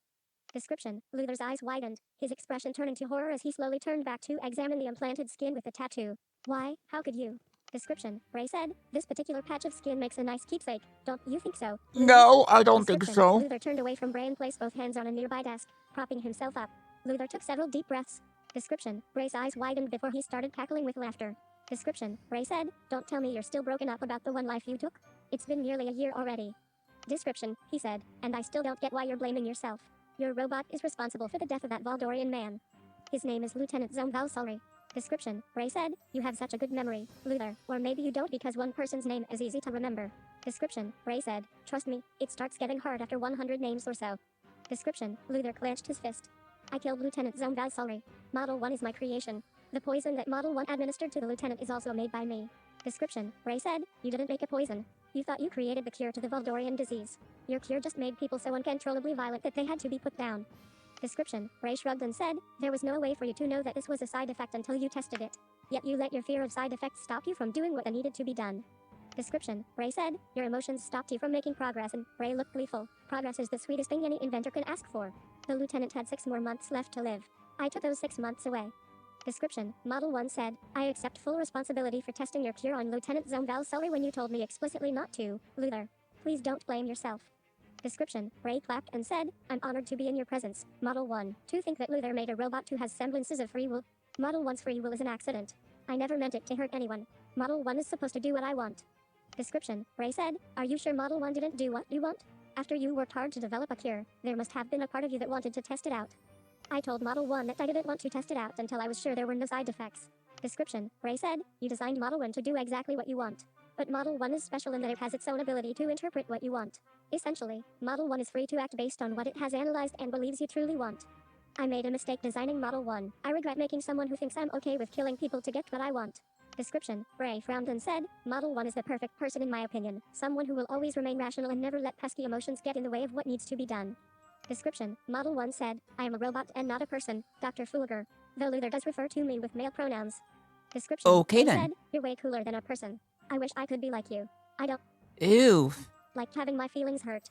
Description, Bray stuck one finger into the air and said, oh, that reminds me. Valsalri was really mean. He made fun of this cloak and that really hurt my feelings.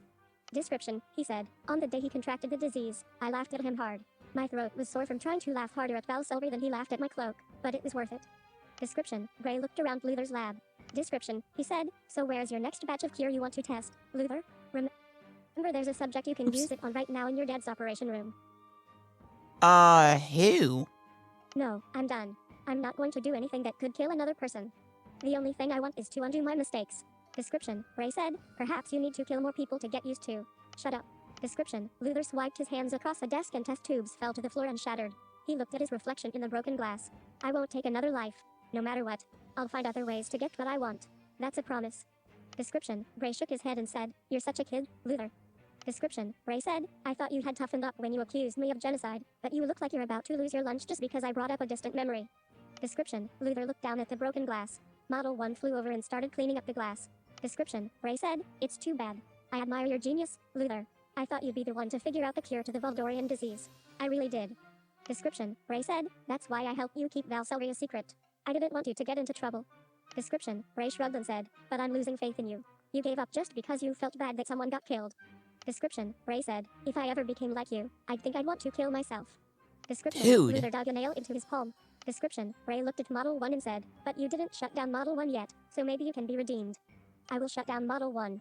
Description, Bray laughed as he turned his back on Luthor and started to walk out of the room. Description, Luthor raised his hand and said, wait, what do you want from me? You didn't tell me yet. Description, Bray stopped in his tracks. He whirled around and lunged at Luthor. Description, before Luthor could move, Bray was hugging him. Luthor shuddered. Dr. Fulgur, why are you hugging me? What exactly do you want from me? Description, Bray let Luthor go, his expression sullen. Bray said, nothing. Description, Bray walked out of the room. That was a little unusual. Description, Luthor looked bewildered for a moment before he charged at the door and punched it. I'm going to shut down Model 1. I will do it. I will do it. Description, Luthor pressed both hands on the door, forcing himself to take several deep breaths, until his breathing slowed to normal. He glanced back at Model 1, who continued to clean up the broken glass. Description, Luthor swallowed as he took the watch out of his pocket. Description, Luthor saw your message asking for more information on Howard Crawford. Dr. Crawford? He used to be Bray Fulgur's lab partner and hates it whenever Dr. Fulgur's name is mentioned around him. Mom says Bray told Valdor of Dr. Crawford's human lineage and got him quarantined. Other than that, all I know is Dr. Crawford drew a spell from a human machine that allows him to diagnose any illness with his eyes, and he smokes a lot. Description, Luthor took a deep breath and leaned against the door as he looked at Model 1 who had finished cleaning up the glass. I was careless and couldn't control my own creation. Now you know something that even my parents don't know. Description, Luthor wrapped his arms around himself. I killed someone. Lieutenant Zone Valkyrie is dead. Description, Luthor shook with emotion. System message, Luthor, you're going to break your promise of not killing.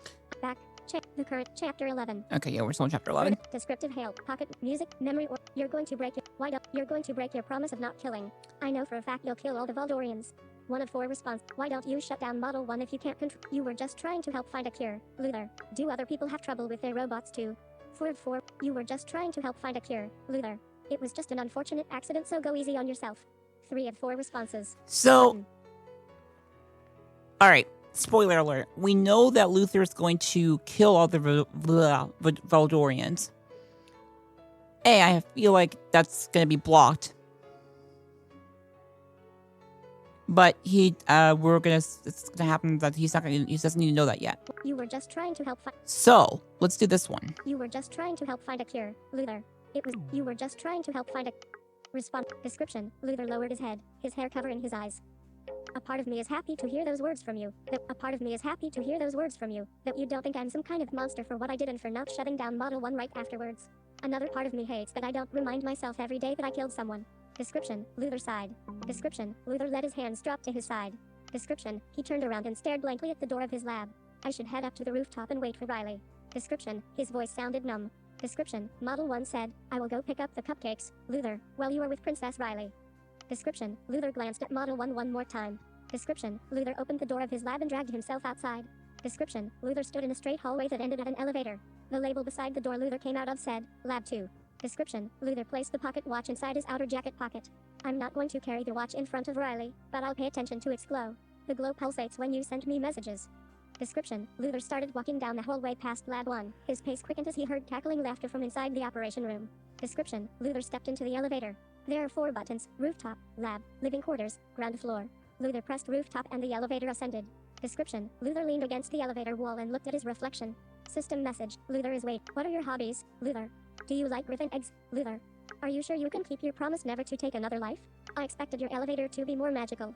4 of 4 responses. Let's do that one. I expected your elevator to be more magical. Responded. Description, Luthor saw the pulsating glow of the pocket watch. He took my dad and I enjoy. Description, Oops. Luthor saw the pulsating glow of the pocket watch. He took the watch out of his pocket. My dad and I enjoy researching and recreating things from the human world like this elevator. It helps us learn more about our lineage. Description, he placed the pocket watch back in his jacket. The elevator door opened. It seems like Riley isn't here yet. Description, Luthor walked out onto the rooftop and made his way to the outer edge.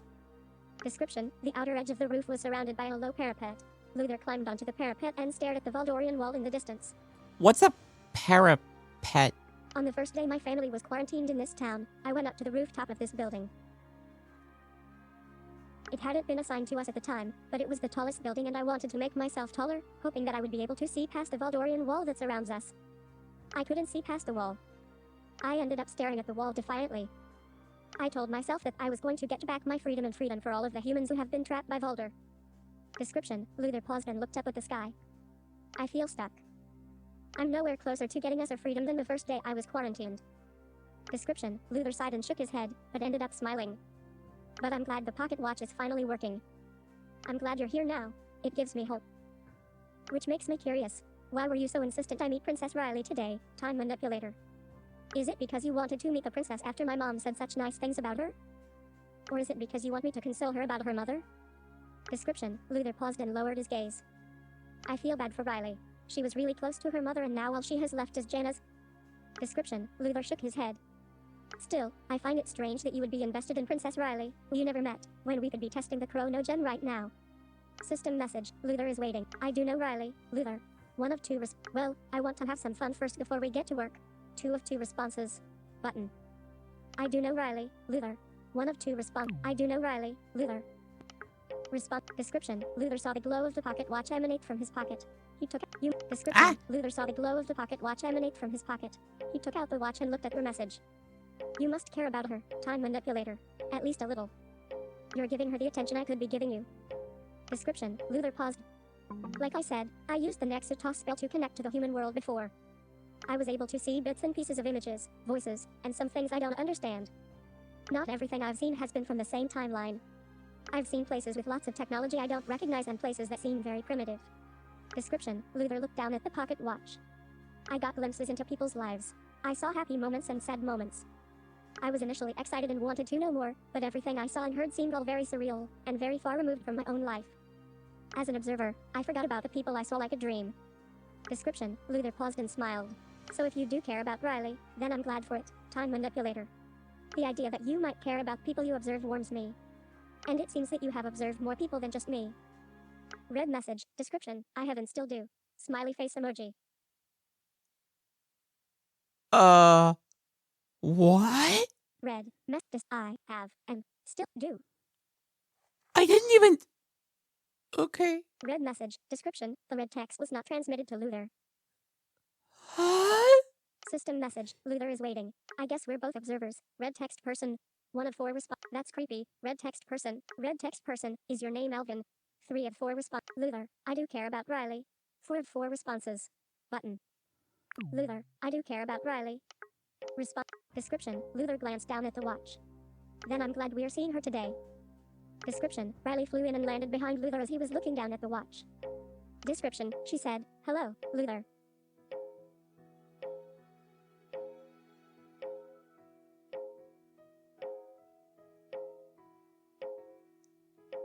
Okay, without the clicking noise in the background, the music for Riley fits her perfectly. Like, it's calming. Like, I don't know, it just fits. Description: Luthor glanced behind him and placed the watch back into his inner jacket pocket. Description: Riley's translucent wings faded as she took off her hooded cloak. Description: She is wearing shining plate armor made out of Irelium that is glowing a subtle blue in combat boots. Description: Luthor jumped off the parapet as Riley ran up to him. Hi, Riley. Description: Riley said, "I'm sorry. I didn't mean to make you wait, ellipsis." Description: Riley looked at Luthor and fiddled with her hands before she said, ellipsis, are you eating well? You seem thinner. Description: He felt his face. Wait. He felt his, I don't know. Maybe. I haven't been paying too much attention. Description: Luthor rolled up his sleeves and looked at his arms. Do I look too skinny now? Description: Riley shook her head and said, and no, you look great. It's just I remember you said you wanted stronger muscles, ellipsis. Have you been keeping up with your training? And no. Description: Luthor shook his head and Riley bit her lip. I haven't had time to train much lately. Description: Riley said, you really should keep practicing, Luthor.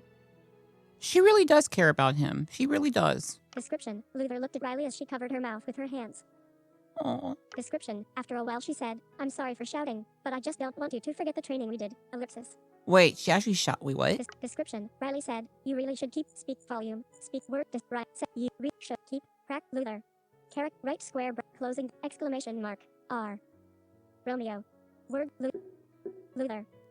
Luthor, carrot, right square bracket. What's the right square Is that supposed to mean that they're... Okay. Word. Description. Luthor looked at Riley. Description. After a while she said, I'm sorry for speak volume. Word. What she said. Open and double quotation mark. Cap I. Words. Description. After a while she said, I'm sorry for shouting, but I just don't want you to forget the training we did. Ellipsis. The last thing we practiced was how to utilize my legs in a fight. But it's not like I have anyone to spar with when you're not around, Riley. Description. Riley swallowed hard and said, well, maybe you can ask Model 1 for help. I won't be around all the time, so you need to find some way to keep training if you want those muscles. Description. Luthor lowered his gaze. Yeah, I appreciate your concern, Riley, and I'll try not to let your training go to waste. Description. Luthor took a deep breath and looked back up at Riley. Do you need new batteries for the messaging device I gave you? Description. Riley paused and squeezed her hands before she said, no, it's fine. Are you sure? It's been a while since we changed the batteries. Description. Riley continued to squeeze her hands.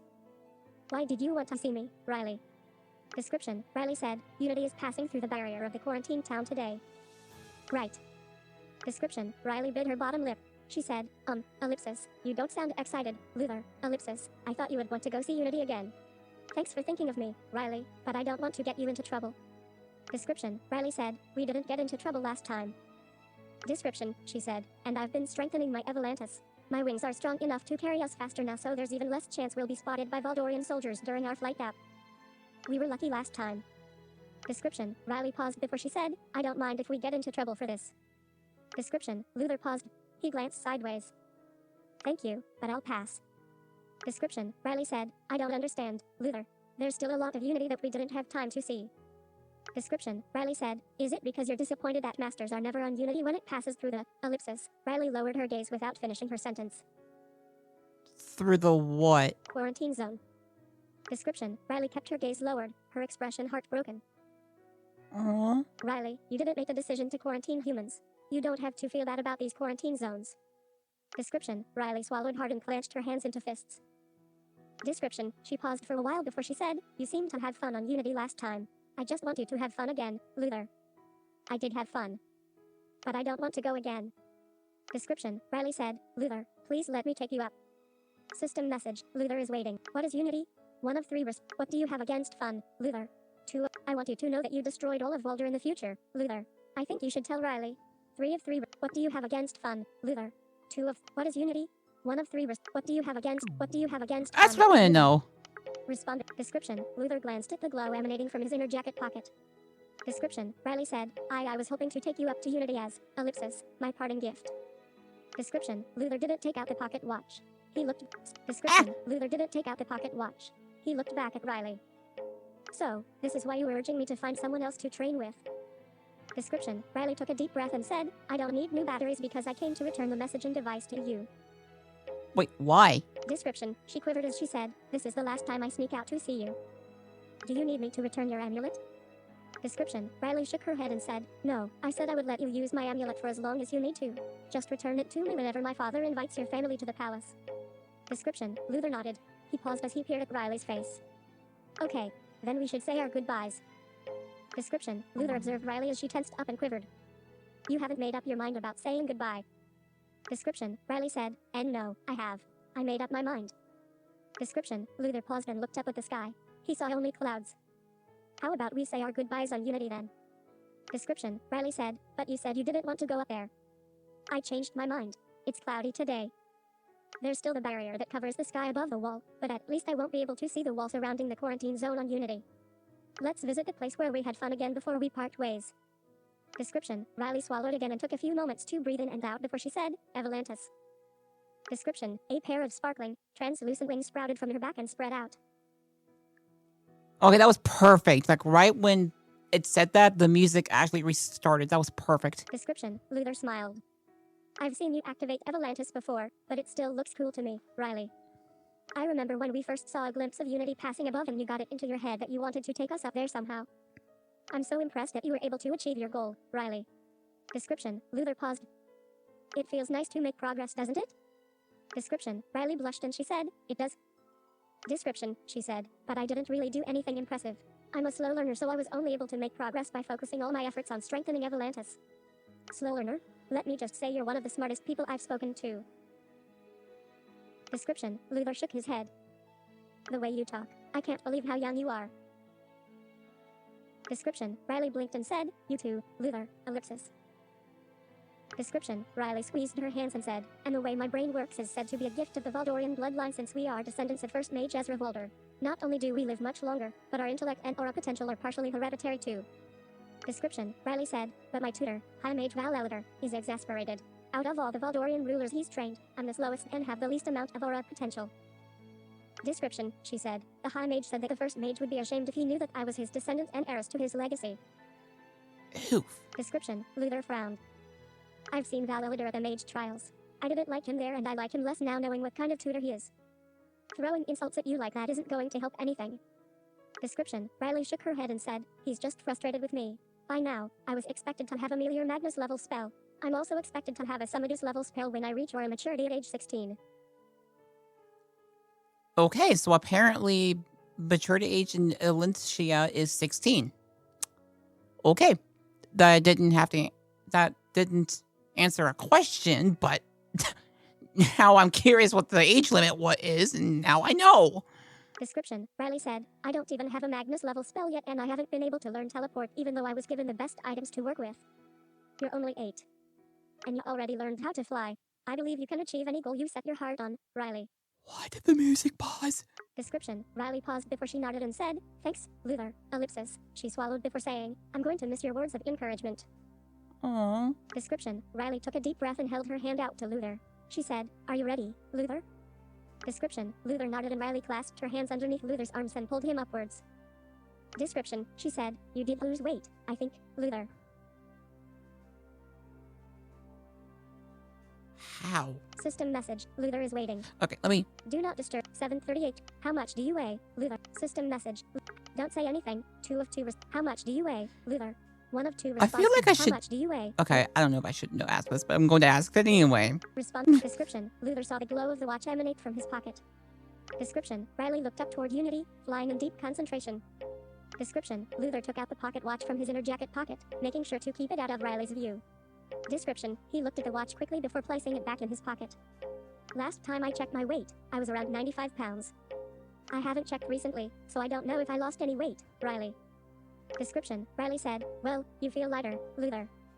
Description, Riley neared the clouds. Description, she said, how are your parents and Ash? My parents are fine, but Ash has been crying a lot. Description, Luthor felt Riley's grip tighten. She said, do you know why Ash has been crying more? Description, Luthor looked at the spot on his hand where the scar on Ash's hand is. Yeah, it's my fault. Description, Riley said, what do you mean, Luthor? I was careless and I scarred Ash's hand. From time to time, Ash still feels phantom pain from the memory. Description, Riley said, is there anything a healer can do? I'm sure you have already tried everything though, ellipsis. We have. It's no use. The only way to heal Ash is if the whole incident never happened or if we can somehow erase the pain from Ash's memory. Description, Riley said, there must be something we can do to help Ash. I'll go look at all the medicines we have available in Valdor and bring ones that might help to you. Description, she paused and swallowed hard. She said, I'm sorry, Luthor, ellipsis. I won't be able to bring you any medicines because this is the last time. I'm sorry, ellipsis. Why though? Why is that the last time? Description, Riley stopped in midair. Riley, I know you care about my family and I want you to know it's okay if you don't want to sneak out anymore. Description, Luthor heard Riley starting to breathe heavily. Description, after a while, she cleared her throat, and said, I'm sorry, ellipsis, I shouldn't have stopped flying. I hope no one saw us. Description, Luthor listened to the sound of Riley breathing as she resumed flying. Description, he looked up at the clouds and closed his eyes as they broke through. Luthor opened his eyes to see the upper rim of the barrier that surrounded the quarantine town. Description, Luthor glanced around and saw a grand structure with a transparent chapter 11 is long. flying towards them on their left. Description, Luthor and Riley took a moment just to take in the sight of Unity. Description, the 9 path was branched from the center platform of Unity, ending in smaller individual platforms. Description, Luthor smiled as Unity breached the barrier of the quarantine town. There's something stronger than Janus in this world. Description, Luthor paused. I'm sorry, Riley. You know how I'm sorry, Riley. You know how I feel about Janus, but he's still your father. Description, Riley was quiet for a moment before she said, it's okay, ellipsis. I'm glad my father can't prevent Unity from flying into the, ellipsis, quarantine towns. If it were up to me, ellipsis, these types of towns wouldn't exist, ellipsis. And his mages still haven't figured out how to flatten the barrier so that Unity's path doesn't intersect with it. Description, Luthor smiled again, but then he glanced back at Riley and stopped smiling. He shook his head. I'm sorry. Description, Riley said, I'm glad they haven't figured that out either. Description, Riley flew towards Unity. She said, I always wondered why the masters don't put up a barrier to prevent people from landing on Unity. Not that I'm complaining that we can easily land there. Description, Riley sighed and said, but with my father, it's always barrier this, guard that, ellipsis. Description, Luthor thought for a moment. I guess the masters aren't afraid of anything. Description, Riley paused before she said, I like that. Description, Riley said, I'm going to land on Master Del Rose of Illusion's platform. It's coming right at us and we didn't see it last time. Description, Luthor examined Unity as they flew towards it. There are 9 platforms connecting to the center of Unity, but there are only 8 elements. Fire, water, earth, wind, lightning, illusion, light and dark. The platforms in the pathways are colored based on which master owns it, but one platform and pathway are neutral colored. Who owns it? Description, Riley said, oh, ellipsis, I'm not sure, ellipsis. Description, Luthor mumbled. Is it your platform, time manipulator? Description, Riley said, what did you say, Luthor? I said what if the extra platform is for the Master of Time? Description, Riley said, Master of Time? There was a mage that can control time? That sounds, ellipsis, scary and sad. I'm just joking, Riley. But why are you scared and sad about someone controlling time? Description, Riley landed with Luthor on the Illusion Master's platform on Unity. Luthor turned around and looked at her. Riley was furrowing her brows. Description, Riley said, being able to control time just sounds so powerful. Riley shivered and said, I would feel scared if I had that much power. Description, Can't Riley blame you for said, that. And it makes me feel sad because I think controlling time might make someone feel like time is less precious. And I think it's sad if the time spent with people you care about feels less precious, ellipsis. Description, Unity had completely breached the barrier of the quarantine zone and flew across the town. Description, Riley said, well we should start exploring before Unity exits the barrier. I'm sorry about your mother, Riley. Description, Riley's eyes widened as she swallowed hard. I know every moment you spent with Queen Olivia was precious to you and I'm so sorry that she's gone now. Description, Riley clasped her hands together in front of her and said, thank you, Luthor. It means a lot to me to hear you say that and please tell Helena that I'm so grateful for her kindness after my mother passed away. Description, Luthor paused. You haven't smiled at all today, Riley. Description, Riley pursed her lips and focused her gaze on her clasped hands. You can change your mind about saying goodbye. I just want you to know you can take back your words with me if you want to. Description, Riley said, no, I made up my mind that I'm not going to see you anymore. I just need a bit more time to think about the words I want to say. Description, Riley paused before she said, do you think your mom will be angry with me? Description, she said, Helena was so very excited to make me a cake for my birthday, ellipsis. Description, Luthor looked at Riley. I'll make sure she understands why you're not coming over anymore. Description, Riley gulped and squeezed her hands together. And you'll still get to see my family and me when your father invites us over to the palace. Description, Riley said, but my father will be there, ellipsis. Riley shook her head and said, let's explore Unity before time runs out. Description, Luthor looked around the platform. He saw a statue of a woman with her arms wrapped around a girl. Description, the statue girl has big eyes and is very thin and small. Description, Riley walked up to the statue and said, this statue must be what Master Del Rose chose for her decoration. Description, Riley looked closer at the statue. She said, the woman in this statue reminds me of Master Del Rose herself. I see her a lot when she has meetings with my father. I wonder where that tradition originated from, that each master has to decorate their platform with something. Description, Riley played with a strand of her hair and said, I don't know, but I think it's pretty wonderful we can find out something about the masters by looking at each of their platforms. Description, Luthor narrowed his eyes at the girl in the statue. This girl looks familiar too. Doesn't she remind you of the girl we saw that one time in the small house deep in the Valdorian Palace woods? The one with the pale skin and dark hair. Description, Riley said, well, yes. But there could be other girls that look like her, ellipsis. Did you ever go back there? Description, Riley nodded and said, I tried knocking on the door several times and talking to the girl, but she never answered. There are no windows to the house and I couldn't get the door to open even with magic, ellipsis. Could this girl be Master Portia's daughter? Description, Riley shook her Sounds head. like She said, very, I don't know too much like, about Master Del Rose's magic personal that's life, not even, like, ellipsis. known She about. reached up and touched the face of the statue of the girl. System message, Luthor, when is Riley's birthday? One of 3 responses. The girl you saw in the woods is Elise Valdor, Riley's sister. Her current name is Elise Maybell. Hey, red text person, are you there? Talk to me. 3 of 3. When is Riley's birthday? When is Riley's Now I'm birthday? curious. 1 of 3 responses. Messages.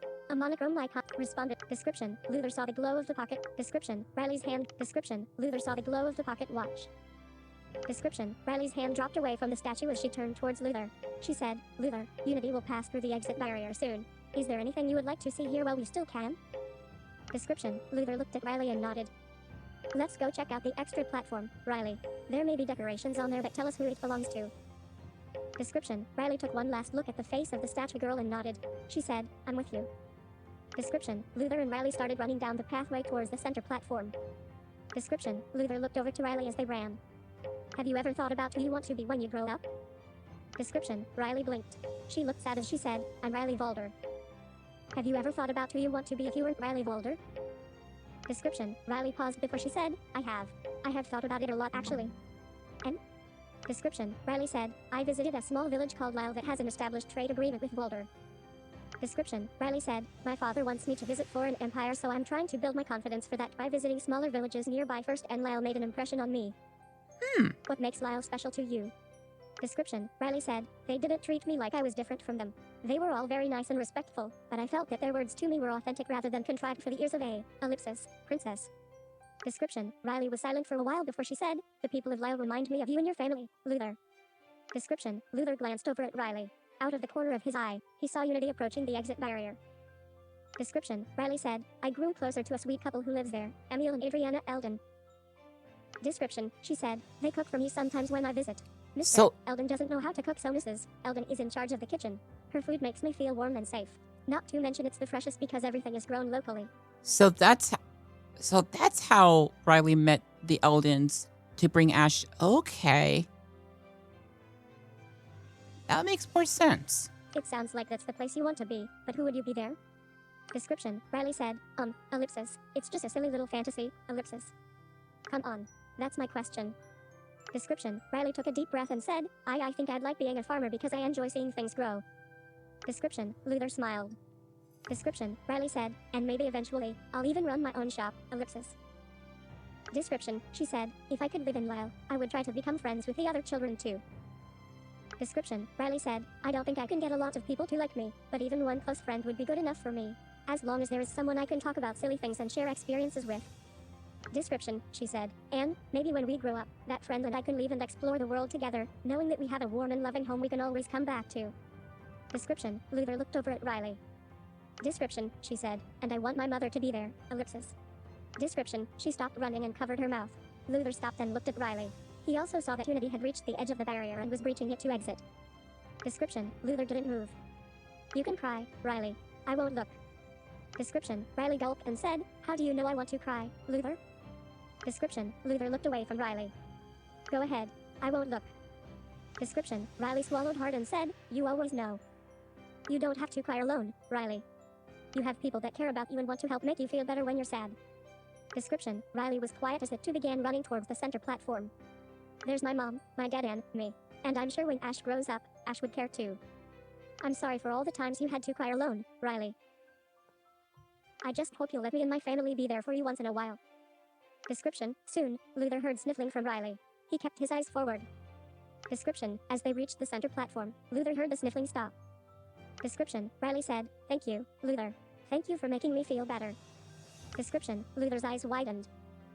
Description, Riley said, although I feel really embarrassed too. Embarrassed but happy, please don't look at me for a while, Luthor, but I feel myself smiling. Description, Luthor looked away from Riley and smiled to himself. System message, Luthor is waiting. Just remember, in the future, you can find Ash at the Eldons. 1 of 3 response. Who do you want to be when you grow up? 2 of 3 responses. Don't say anything. Who do you want to be when you grow up? Who do I'm you want curious. to be when you grow up?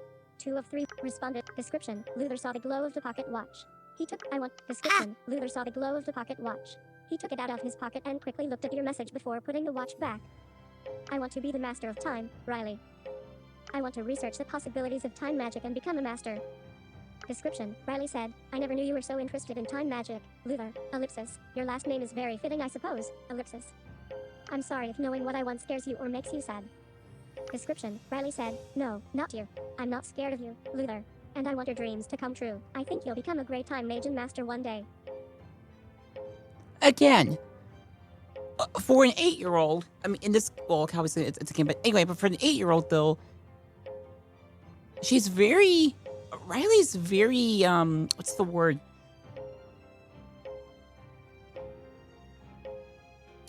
I don't know what the word I'm going to look for here, but I don't know, but yeah. Description, Riley said, no, not you. I'm not scared of you, Luthor. And I want your dreams to come true. I think you'll become a great time mage and master one day. Description, Luthor looked behind him. The statue of Master Dalrose and the unknown girl had already passed through the quarantine town barrier. We have to keep moving. Description, but before Luthor moved onto the center platform, Luthor placed 1 foot on it and tapped it. The center platform was so clear that it almost looked like nothing was there. Description, every detail of the clouds passing beneath them can be seen. Whenever there was an opening in the clouds, Luthor could see an overview of the quarantine town and the wall that surrounded it. Description, Riley tapped her boots on the platform too. Description, the two stepped onto the platform as Riley said, I'm still amazed we're standing on First Mage Ezra's aura. To think it's still solid after nearly 1,000 years. Description, Riley listened to the sounds of her steps on the platform. She said, I feel like we can hear him. Description, Luthor looked over at Riley. She caught his glance and covered her face. She said, Luthor, I said not to look at me for a while. Description, Luthor looked around. Description, a transparent table with chairs around it is in the middle of the center platform. The edges of the table has a slight glow, outlining the shape and making the clear table more tangible. Description, Luthor settled his eyes on the neutral colored pathway. Come on, Riley. I see the pathway to the extra platform. Description, Riley said, coming, ellipsis. Description, Luthor didn't hear any footsteps. He peeked at Riley. Description, she is kneeling on the ground, running her hand across the center platform. Riley looks mesmerized. Description, Luthor smiled and turned back towards the table. There are 10 chairs around this table. 2 more chairs than there are current masters. Description, Luthor examined the chairs. Some of these chairs don't glow like the others and are less clear. Description, Luthor tapped his feet on the platform. Hey, Riley, not all of the magic types were discovered when first Mage Ezra was still around, right? Description, Riley said, yeah. Illusion, light and dark only had chosen masters after the first mage disappeared. I see. Then the chairs that don't glow probably aren't made by the first mage. And the masters brought in extra chairs instead of just using up the ones that were already made. Description, Luthor tilted his head. So many oddities. Description, Riley said, what kind of person do you think first mage Ezra is? Description, Riley said, he is my ancestor, but the Valdorian history tomes only list what he did for Alencia, not who he was as a person. First mage Ezra made unity and started the Masters Council. The council represents different classes of magic. This is a very long chapter. So, the first mage must have believed people could use magic to do good together when he made this place. Though I doubt first mage Ezra is the same person that made this place if he's still alive today. Description, Riley was quiet for a moment before she said, I really hope first mage Ezra remembers who he was when he built Unity. Or I hope someone can help him remember.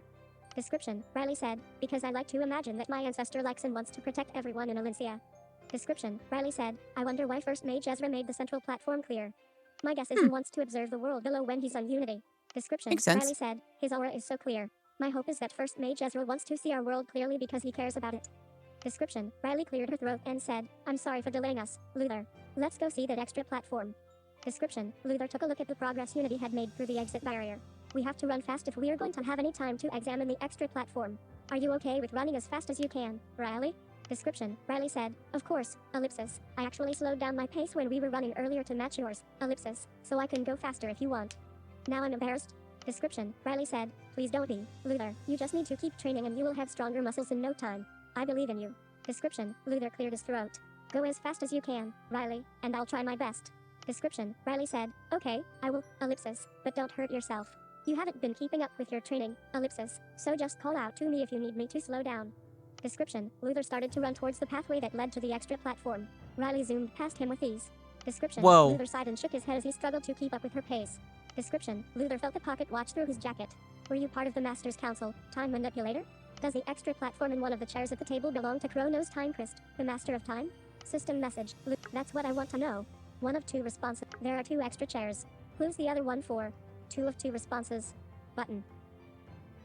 There are 2 extra chairs. Who's the other one for? Messages. A monochrome. 440 gold. Respond. Red message. Description. It's for King Ezra. Red message. Description. Your message and the red text were not transmitted. Okay, guys. So, I'm gonna turn that down here, turn that off, and mute these. Oops.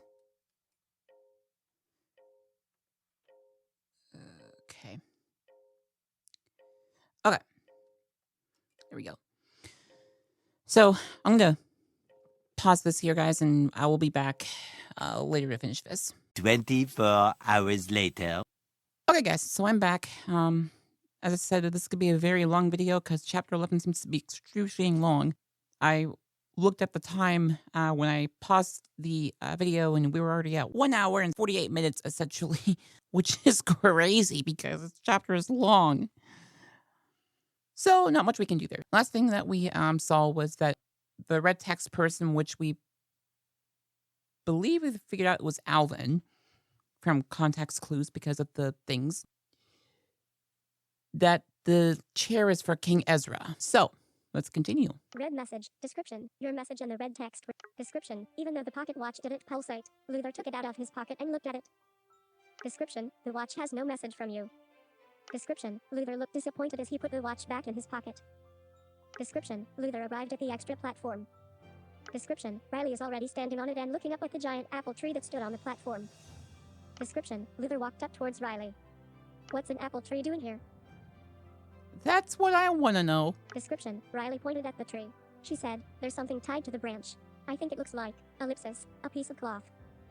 Description, Luthor and Riley moved closer to the tree, but when they neared it, an overwhelming force pushed against them, knocking them backwards. Description, both Luthor and Riley rolled and tumbled before they skidded to a stop. What just happened? Description, Luthor looked over at Riley. His eyes widened when he caught a glimpse of her face. Description, Riley's face is contorted into undeniable shock and grief. Both her hands are clutching her chest like she is in pain. No. No. Riley? Description, his voice seemed to snap her out of her daze and she fell backwards and laid on the platform. She covered her face with her hands. Her whole body was trembling. Description, Luthor ran up to Riley and knelt beside her. Riley, are you okay? Description, Riley shook her head and covered her face. Description, Riley gulped and said, I felt something, Luthor, ellipsis, I think it was First Mage Ezra. I think I felt his heart for a moment and heard his thoughts. What did you hear? Description, Riley was all choked up and couldn't speak. Description, Luthor looked up at the apple tree before he looked back at Riley. Can you tell me what you heard, Riley? Description, finally, Riley said, I heard a voice screaming, why did it have to end like this? Why am I not even allowed to have one person? Just one. Just one. Wait, what? What?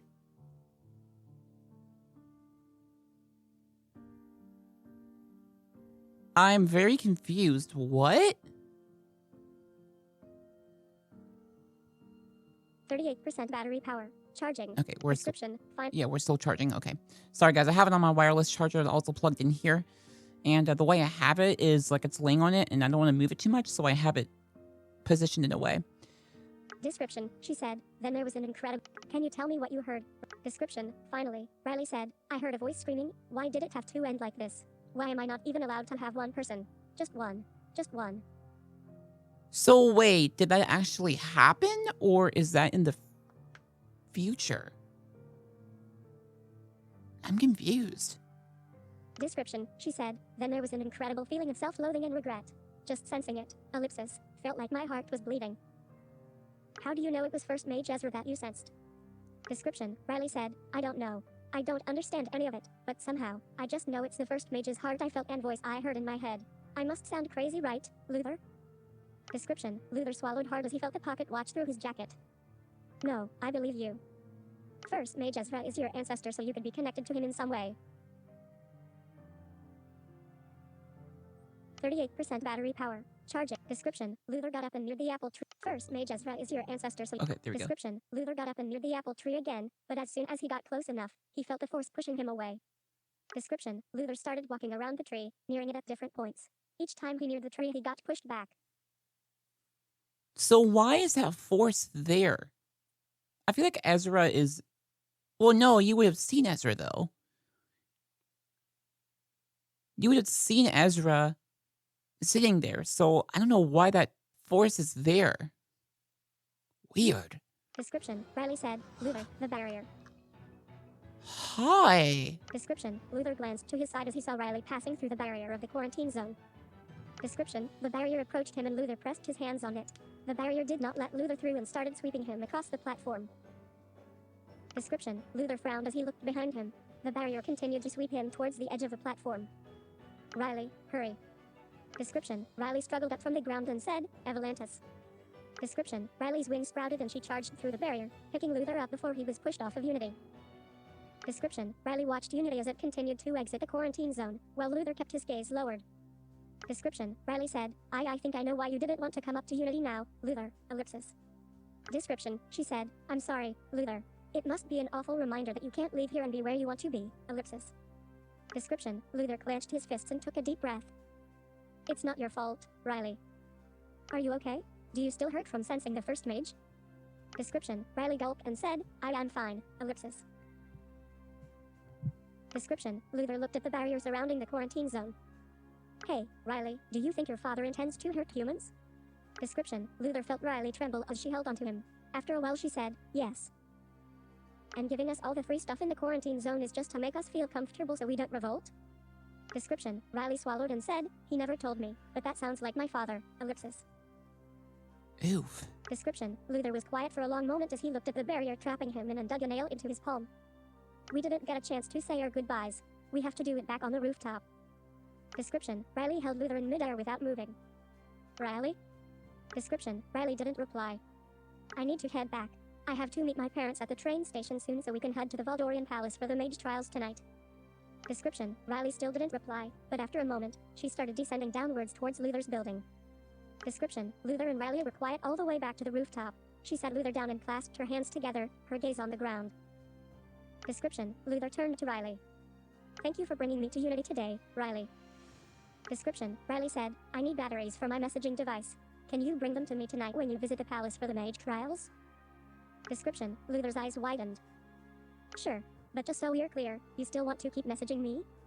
Description, Riley bit her lip and nodded. She didn't look up. You're still going to sneak out and see me? Description, Riley squeezed her hands together, but gave a small nod. Won't your father be angry? I assume he knows that you sneak out to see me. I'm not saying you're not careful, but you are the heiress to Janna's precious empire. I don't know why he hasn't stopped you from sneaking out, but I'm sure his daughter seeing a human doesn't sit well with him at all. And if I know Janna's, there must be repercussions of you sneaking out that you haven't told me, so don't worry about Ash or any of us. Take care of yourself for a change. Description, Riley covered her mouth and lowered her gaze. Luthor looked at her. Did I say something wrong? Description, Riley didn't reply to Luthor's question. Instead she said, Luthor, my father hates humans for some reason. I know he wants to kill all of you. That's what I suspect. I've been trying to warn. Vertical scroll bar, 12 pages, 71%. I did not mean to hit that. Adjustable. Descriptive, vertical scroll bar, system message. Yeah, I noticed too. I know that what, something happened. Description. Hold on. Description, wait. Riley, you don't. Description. Where is it? Are you okay, Riley? Description. Riley wrapped her arms around herself and started shaking. Description, but all of my attempts have been failures so far. Hold on, guys. 40% battery power. Charging. Description, Riley wrapped her arms, but all of my attempts have been. Description, Luthor kicked the ground. Believe me, I tried. I can't find it. That's what I suspect. I've been trying to warn the people of this town, but every. Description, Riley didn't reply to Luthor's question. Did I say something wrong? Description, Riley covered her mouth and lowered her gaze. Luthor, take care of yourself for a change. Okay, there we go. Did I say something wrong? Description, Riley didn't reply to Luthor's question. Instead she said, Luthor, my father hates humans for some reason. I know he wants to kill all of you. That's what I suspect. I've been trying to warn the people of this town, but everyone is just too comfortable to want to listen to me. And my dad still believes that everything can be solved through diplomacy. You know how my dad is. You've warned him about your father before. Description, she shuddered and said, I love how kind your father is, Luthor, but my father will not change his mind about humans. You have to figure out a way to stop him. You have to. Believe me, I tried. I even tried finding a cure to the Valdorian disease. Description, Luthor kicked the ground. But all of my attempts have been failures so far. Description, Riley looked up at Luthor and said, I'll help in any way I can, but please don't give up. Description, Riley wrapped her arms around herself and started shaking. Aww. Description, she squeezed her eyes shut. Are you okay, Riley? Description, Riley opened her eyes and for a moment looked as if she didn't recognize Luthor. Riley? Description, Riley said, I have to go. Evalantis. Wait, Riley, you don't seem yourself. Yeah, she doesn't. Description, Riley flew off, leaving Luthor on the roof with a confused look on his face. Description, Luthor watched as Riley disappeared into the distance. Description, he took the pocket watch out of his pocket. Something happened to her just now. I know that wasn't Riley at the end. System message, Luthor, yeah, I noticed too. She left so abruptly. One of 3 response. I'm not sure what happened to Riley, but I just want to say I'm glad we saw her today. I'm sorry you have to deal with someone like Janna's, Luthor. 3 of 3 yeah, I noticed too. She left so abruptly. One of 3 responses. Yeah, I noticed too. She left. Description, the glow of the pocket watch pulsated stronger. Description, Luthor nodded. I have no idea what happened to her at the end there. Riley suddenly felt different to me. Description, Luthor sighed. I'm worried about Riley. Description, Luthor looked at the Valdorian wall. But it's not like I can follow her. Description, he shook his head. I have to wait until I give her the batteries tonight to check on her. Description, Luthor paused. You know, when I was first quarantined, I thought, okay, I'll give myself a year at most and then I'll be out. Then a year passed and I thought, okay, a few more months maybe and I'll figure out how to get out of the quarantine town for sure. Now I think, how many years is it going to take? I can't see the end anymore. Description: Luthor swallowed hard and dug a nail into his palm. The worst thing is, sometimes I think I may never get out of here. I'll run out of time, Janus will win and we'll all die. And everything that I still want to do in life, everything that my family wants, everything that Ash might want, won't happen. Description: Bray's voice came from behind Luthor. That's what I want to hear. I may have just the cure for your utter despair. Hi! Description: Luthor's eyes widened as he quickly put the pocket watch away before whirling around to face Bray. How did you find me again? Description: Bray said, you know when I gave you that hug? Uh-oh. Description: Luthor squirmed and clenched his hands together. Description: Bray said, I planted a location spell on you. I wasn't sure at the time I had more to say to you, but I planted the spell in case I changed my mind. Dude, you don't do such things. That's very not cool. That is extremely, extremely, extremely, extremely, extremely, extremely, extremely, extremely, extremely, extremely, extremely, extremely, extremely creepy. That was a lot of extremelies. Description: Bray laughed, spread out his arms and said, and I did. Description: Bray stopped laughing and said, oh, and did you have a good time on Unity, Luthor? How did... Description: Luthor swallowed hard. Description: Bray laughed again and said, I'm not going to tell anyone about your visit from the Valdorian princess today. Besides, it's not like her father doesn't know about it already. So Janus does know. Do you know what he's doing to punish Riley for seeing me? Riley won't tell me, but I'm sure Janus isn't letting her off easy for disobeying him. Description: Bray shrugged and said, I don't care enough to pay attention to the princess, and I didn't come all this way to answer your questions. Dude, you don't... Are you saying that you don't care about the princess at all? Look, dude, why? She's a kid. Like, you should... Never mind. Description: Bray said, I'm here because I want to see if we can be friends. Speaking rate. Words. Description. Character. Left square. Cat B. R. Cat B. Cat A. Y. Space. Words. Bray is... I don't know. He's weird. And complicated. You secretly tracked me. If you want to be my friend, then that's not a good start. Description: Bray said, don't get ahead of yourself, Luthor. I don't know if I want you as a friend yet. You haven't proven yourself. Description: Bray said, in fact, I found you really annoying earlier when you couldn't even get over killing one person.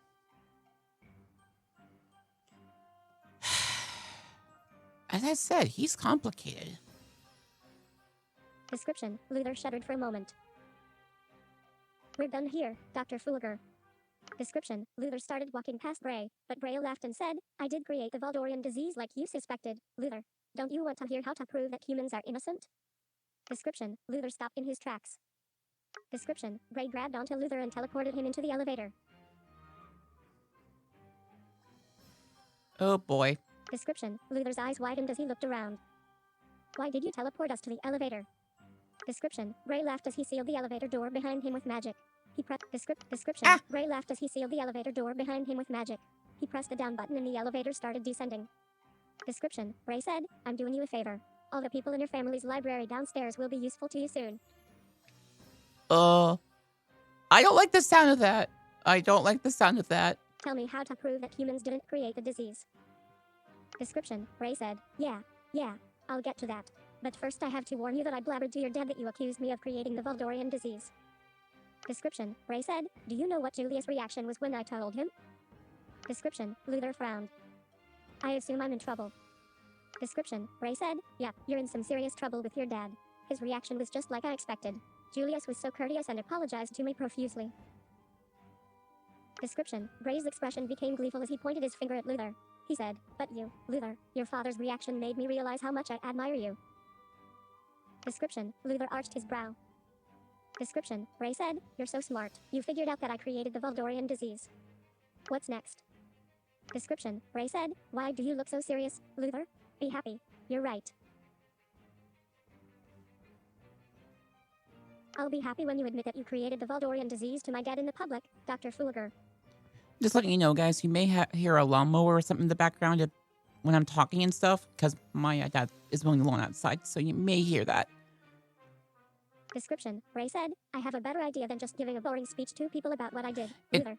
It shouldn't come through, though, because of the equipment stuff and everything I have, but just letting you know. Description: Bray reached into his pocket and pulled out a squishy ball.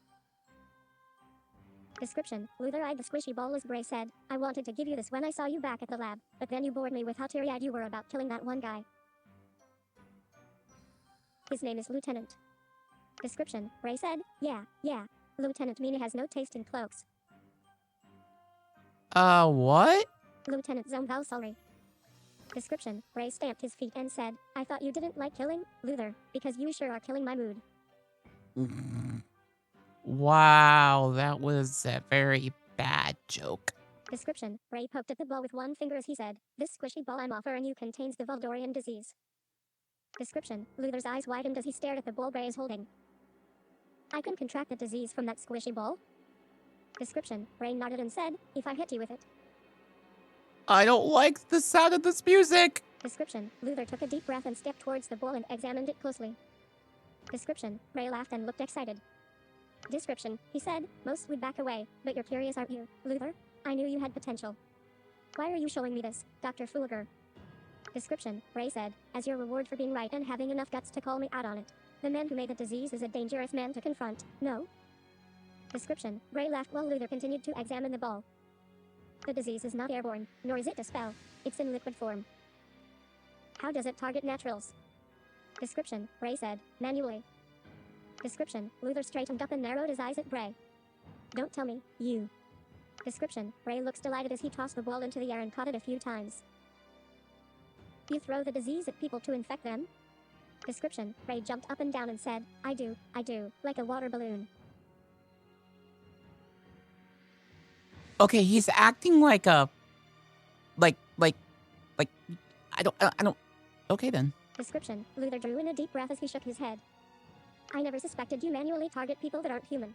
How did you manage to never make a mistake? There are humans who think they are naturals because they don't know their own family lineage. Description: Bray said, oh, I made plenty of mistakes. I'm just good at covering them up. Description: Bray said, and I probably infected some humans along the way. Description: Bray thought for a bit and snapped his finger. He said, the odds are high that some people I infected are human, but as long as their human lineage is untraceable, then I'm good. Description: Luthor clenched his fist. So, if the disease manually targets people, does that mean Janus chose which Valdorians to die, including his wife, Queen Olivia? Description: Bray said, no. Old man Janus thinks the disease targets people automatically because that's what I told him. Oof. Description: Luthor swallowed hard as his breathing quickened. Description: Bray said in a deeper tone, I decide who dies. Description: Luthor backed away from Bray until his back pressed against the elevator wall. Description: Bray said, the downside of lying to old man Janus is that I have no one to help me research people with a clean history without any human lineage. Description: Bray shrugged and said, but the extra work is worth it to me. Description: Luthor looked Bray in the eyes. You're the one who infected Lieutenant Valdor? Description: Bray nodded and said, Lieutenant Mina made fun of my cloak. He had to go, obviously. As I said, there was just something about Bray that I just had, like, just an uneasy feeling about him. That's the word I'm looking about. Uneasy feeling about him. Like, that he was behind something of the whatever causing these things. Description: Luthor looked down at the ground, his hair covering his eyes. I won't tell Janus what you said to me. Description: Bray laughed and said, that's a good boy, but just so we're clear, I can infect your whole family, dad, mom and baby.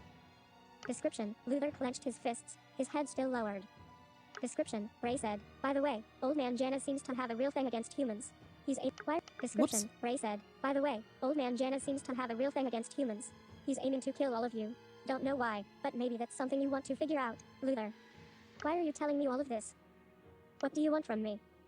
Description: Bray said, I'm giving you an opportunity. Take a disease and infect a human in this town. Description: Luthor raised his head and looked at the squishy ball Bray was holding out to him. He gulped. You want me to kill someone from this town? Description: Bray said, not just someone. A human.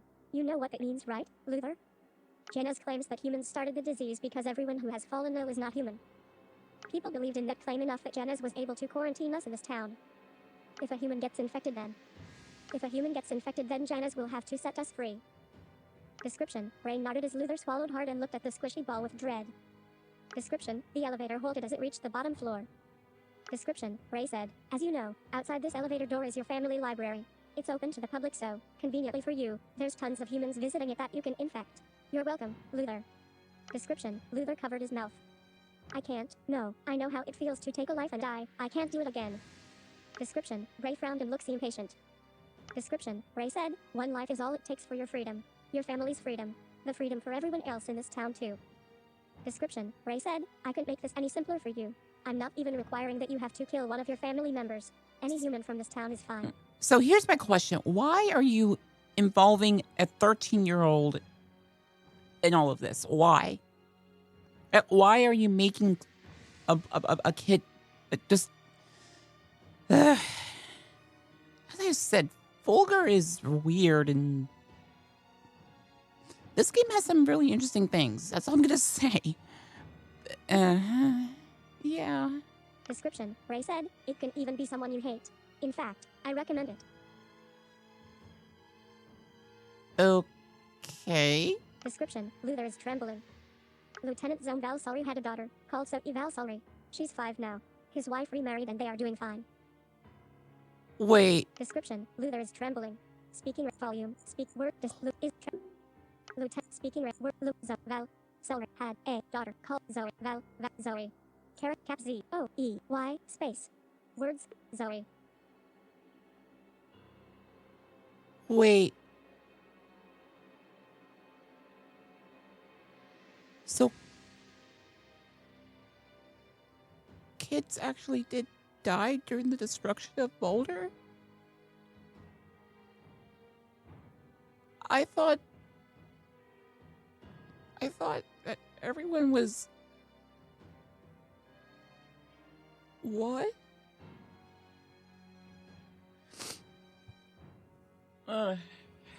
Don't start crying now. Great. But even if his family is doing well, I'm the reason Lieutenant Valsari never got to say goodbye to his daughter. I'm the reason he never got a chance to tell her one more time how much he loved her. As I can relate to Zoe in this one, because I lost my biological, or rather real mother, it's my birth/biological mother, when I was 9 or 10 years old. Description, Luthor paused. If my life were ending, I think I would cherish the last few And that's moments a true- with my own family. And that's In the least, I'd want to live my last moments my way. And that's a true statement, guys. I actually did lose my birth/biological mother when I was 9 or 10. And I took that away from a man. Description, Bray Yuan said, so, you're telling me that you don't want to be free, Luthor? Description, Bray Yuan said, I do want to be free. Description, Bray said, how, then? You failed to create the cure and you're unwilling to do any more testing.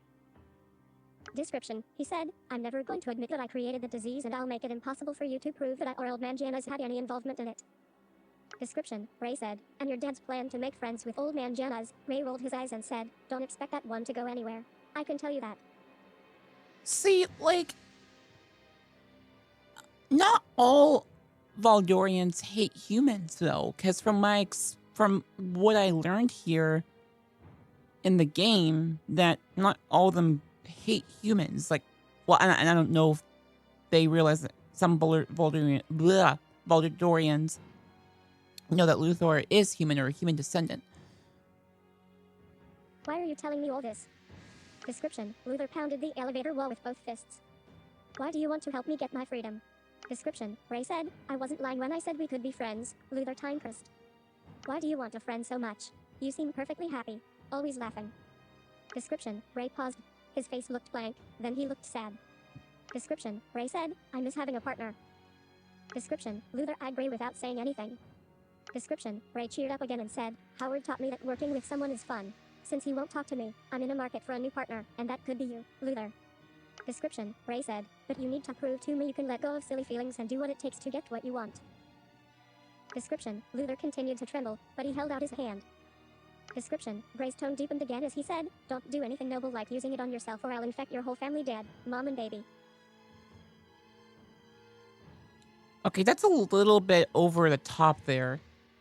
Like, why would you... Description, Bray placed the squishy ball into Luthor's hand. Luthor straightened his arm and held the ball far away from his body. Is this really the best way to infect someone that you could come up with? Description, Bray said, there are other ways to administer the infection, but I find tossing it like a water balloon to be fun. Wouldn't people feel it when they get hit? Description, Bray said, no. And as long as you toss it with enough strength and the liquid in this ball touches someone's skin, the infection takes hold. It even soaks through clothes. Description, Luthor took several deep breaths as he steadied his hand holding the ball. Am I just supposed to take your word that this ball contains the disease? Description, Bray shrugged and said, the best way to find out is to throw it at someone. Description, Bray said, and don't think you'll be able to analyze the contents of the ball. The formula of the disease inside this one is made to lose potency and disappear if not used soon. Description, Luthor's eyes widened. How soon? Description, Bray thought a bit and said, maybe a few minutes. It'll start deflating when time is about to run out and disappear completely when the liquid inside is no longer potent. Description, Luthor looked frantic. Wait, give me a new one. That's not enough time. Description, Bray said, this is what you get. Maybe if you hadn't spent so much time feeling guilty about some dead guy. Dude! Do you have any compassion or anything? Instead of just like saying, get over this thing that you did and go move. Really? Description, Bray said, but lucky for you that there's also so many humans visiting your family's library. Just go outside of this door, choose someone and don't miss. Description, Bray laughed as Luthor looked at the elevator door, but he didn't move. Description, Bray took Luthor's arm, opened the elevator door and tossed him back into his family library. Description, Bray said, I have to get back to work. I told your dad I was going to the bathroom, so by now he must think I ate something really awful. Bray laughed. Description, Bray said, I hope you see someone you hate from town soon. Description, his laughter rang as the elevator door closed and Luthor stood inside the library. I don't like this music. Okay, never mind. It just had a little different sound to it, and I was like, never mind. System message, Luthor is waiting. You can't kill someone, Luthor. Remember your promise? 1 of 3 response. This is a sacrifice you have to make for the greater good, Luthor. Infect someone quickly. 2 of 3 What do we do? What do we do? 3 of 3 responses, button.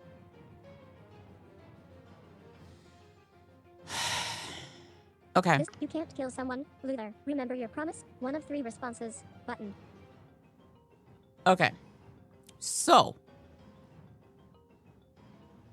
This is a sacrifice you have to make for the greater good, Luthor. Infect someone quickly. 2 of 3 responses, button. Either way we do this. What do we do? What do we do? Because here's the thing. We already know that he's going to do it in the future. This is a sacrifice you have to make for the greater good, Luthor. Infect. Hate to do this, but I'm going to try this one. This is a sacrifice you have to make. Response. Description. The glow of the pocket watch pulsated. Description. His eyes stopped on an old man sleeping in one of the chairs nearby. Description. Wait. The glow of the pocket watch pulsated, but Luthor ignored it. Eyes quickly moving from person to person in the library. Okay, so obviously he doesn't read it. Ow! Description. His eyes stopped on an old man sleeping in one of the chairs nearby. Description. Luthor mumbled to himself. Everyone's freedom for just one life. Everyone's freedom for just one life. Everyone's freedom for just one life. Description. Luthor looked at the old man again, who had a peaceful expression as he started snoring. Luthor trembled and froze. Description. A female voice called out, "Hello, Luthor, what are you mumbling to yourself?" Description. Luthor watched in horror as a couple with a baby approached him. Description. Mrs. Roberts, holding onto her baby girl, said, "How are you, Luthor?" "I'm fine, Mr. and Mrs. Roberts. I need to." Description. Luthor tried to walk around the Roberts, but the couple surrounded him. Description. Mr. Roberts said, "Is your father home today, Luthor?" Description. Mr. Roberts said, "He didn't answer when we tried to message him, but we've been sitting down here just in case we can catch Julius when he comes down." Description. Luthor winced as the Roberts' baby girl pointed at him and made a little smile. "My dad's upstairs. I need to go." Description. Mr. Roberts said, "That's great. Can you give us access to your elevator? We just..." Description. Mr. Roberts said, "That's great. Can you give us access to your elevator? We just want to say hello to Julius." Description. Luthor tried to maneuver around the Robertses again, but he froze as the ball in his hand deflated a little. Description. The Roberts' baby reached out for the ball and Luthor pulled his hand away, hiding it behind his back. The baby squealed, arms desperately outstretched. Description. Mrs. Roberts said, "Do you know how your father's talks with King Janus had gone? Any resolution on the horizon for getting us out of the quarantine zone?" Description. The Roberts' expressions were tense as they implored Luthor with their eyes. Description: Luthor looked over to where the old man was sleeping, but realized that he must have left, awakened by the conversation. Well, Description: Luthor spun around looking for anyone but realized that they were alone. how? Description: helplessly, he refocused his attention at Mrs. Roberts, Mr. Roberts, and their baby as he felt the ball deflating in his hand. Dad's trying his best to befriend the king, but we're not getting any closer to being released from here. Description: the Robertses both smiled and looked relieved. Description: Mrs. Roberts, still smiling, said, "That's unfortunate." Description: Mr. Roberts laughed and said, "It's unfortunate for the Valdorian Empire to keep us quarantined, right, dear? Our boys can eat a lot." Description: Mr. Roberts said, "Luthor, trust me, you'll be surprised how much you're costing your parents when you have kids of your own." Description: Mrs. Roberts said, "Oh, dear, I love all the children we have together.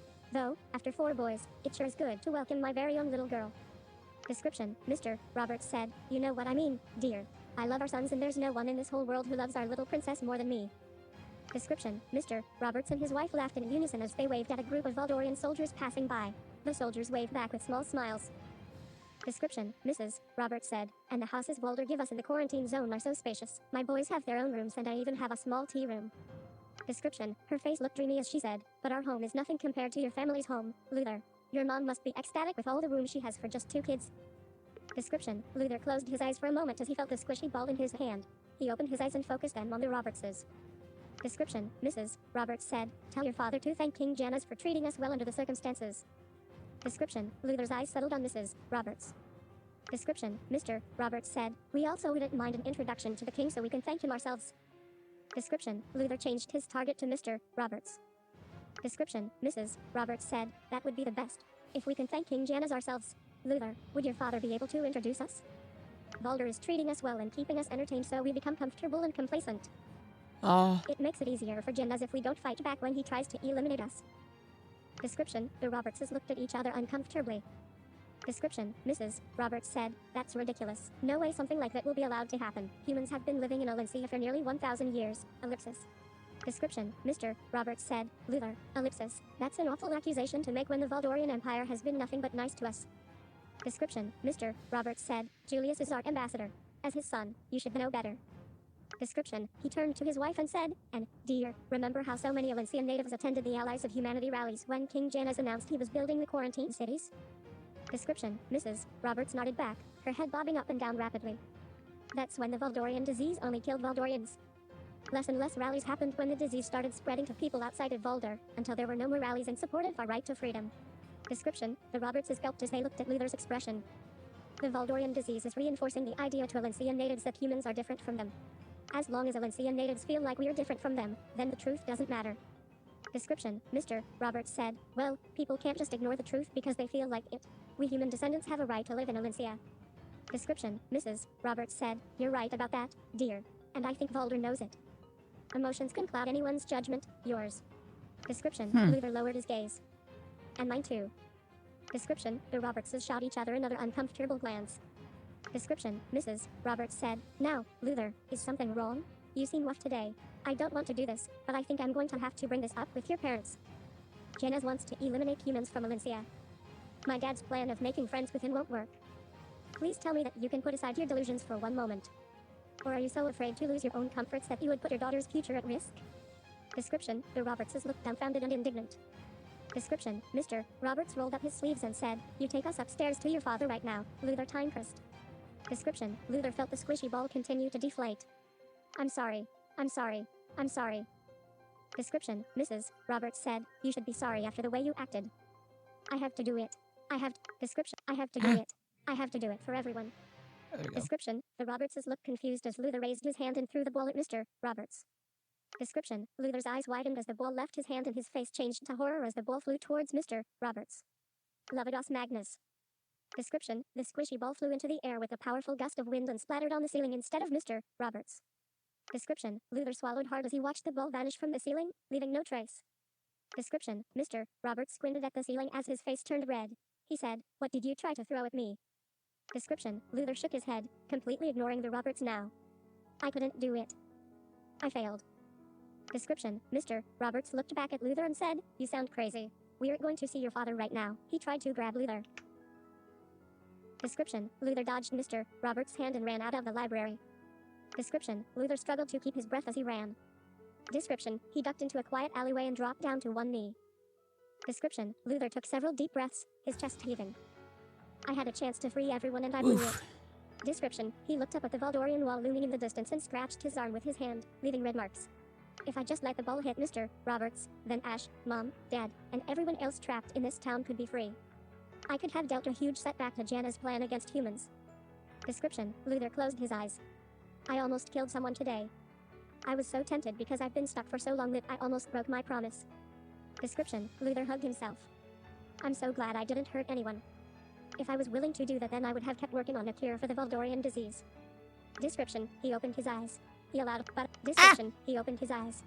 himself to calm a bit more before taking out the pocket watch. But I already decided to place my hope in this pocket watch. Description, Luthor's breathing slowed down bit by bit as he looked at the glow. Description, he saw your previous message. System message, Luthor is waiting. You blew it. You don't want to be free, do you? One of two you threw the ball though? What made you change your mind? 2 of 2 responses. Button. You threw the ball though? What made you change your mind? Description, Luthor continued to take deep breaths as he looked down at the gentle glow of the pocket watch. Description, Luthor looked down at his hands. It happened so quickly, but I thought about the ball hitting Mr. Roberts. I thought about how I wouldn't be able to take that action back. And before I knew it, I had used my magic to destroy the ball. I don't know what you make of everything that has happened today, but thank you for listening. I wouldn't be able to talk about it with anyone else, so I'm grateful that you're here. Description, Luthor sighed. Do the ends justify the means? What kind of a person would I be if I believed that they did? Description, Luthor paused. I was able to get back to being me after I killed Lieutenant Zone Valsari because of the pocket watch. After the lieutenant died, I didn't go back to my lab for a long time. I collected trading cards. I ate barbecue chips. I spent time with other kids in town. I sat around and did nothing. Description, Luthor paused as he smiled down at the pocket watch. I would have been stuck in that state of ellipsis, denial, uselessness, death? No, not dead. I was miserable. Worse than dead. Whatever state it was, I would have been stuck there and I would have continued being miserable if the pocket watch didn't glow blue one day. It glowed long enough for me to realize that I wasn't hallucinating.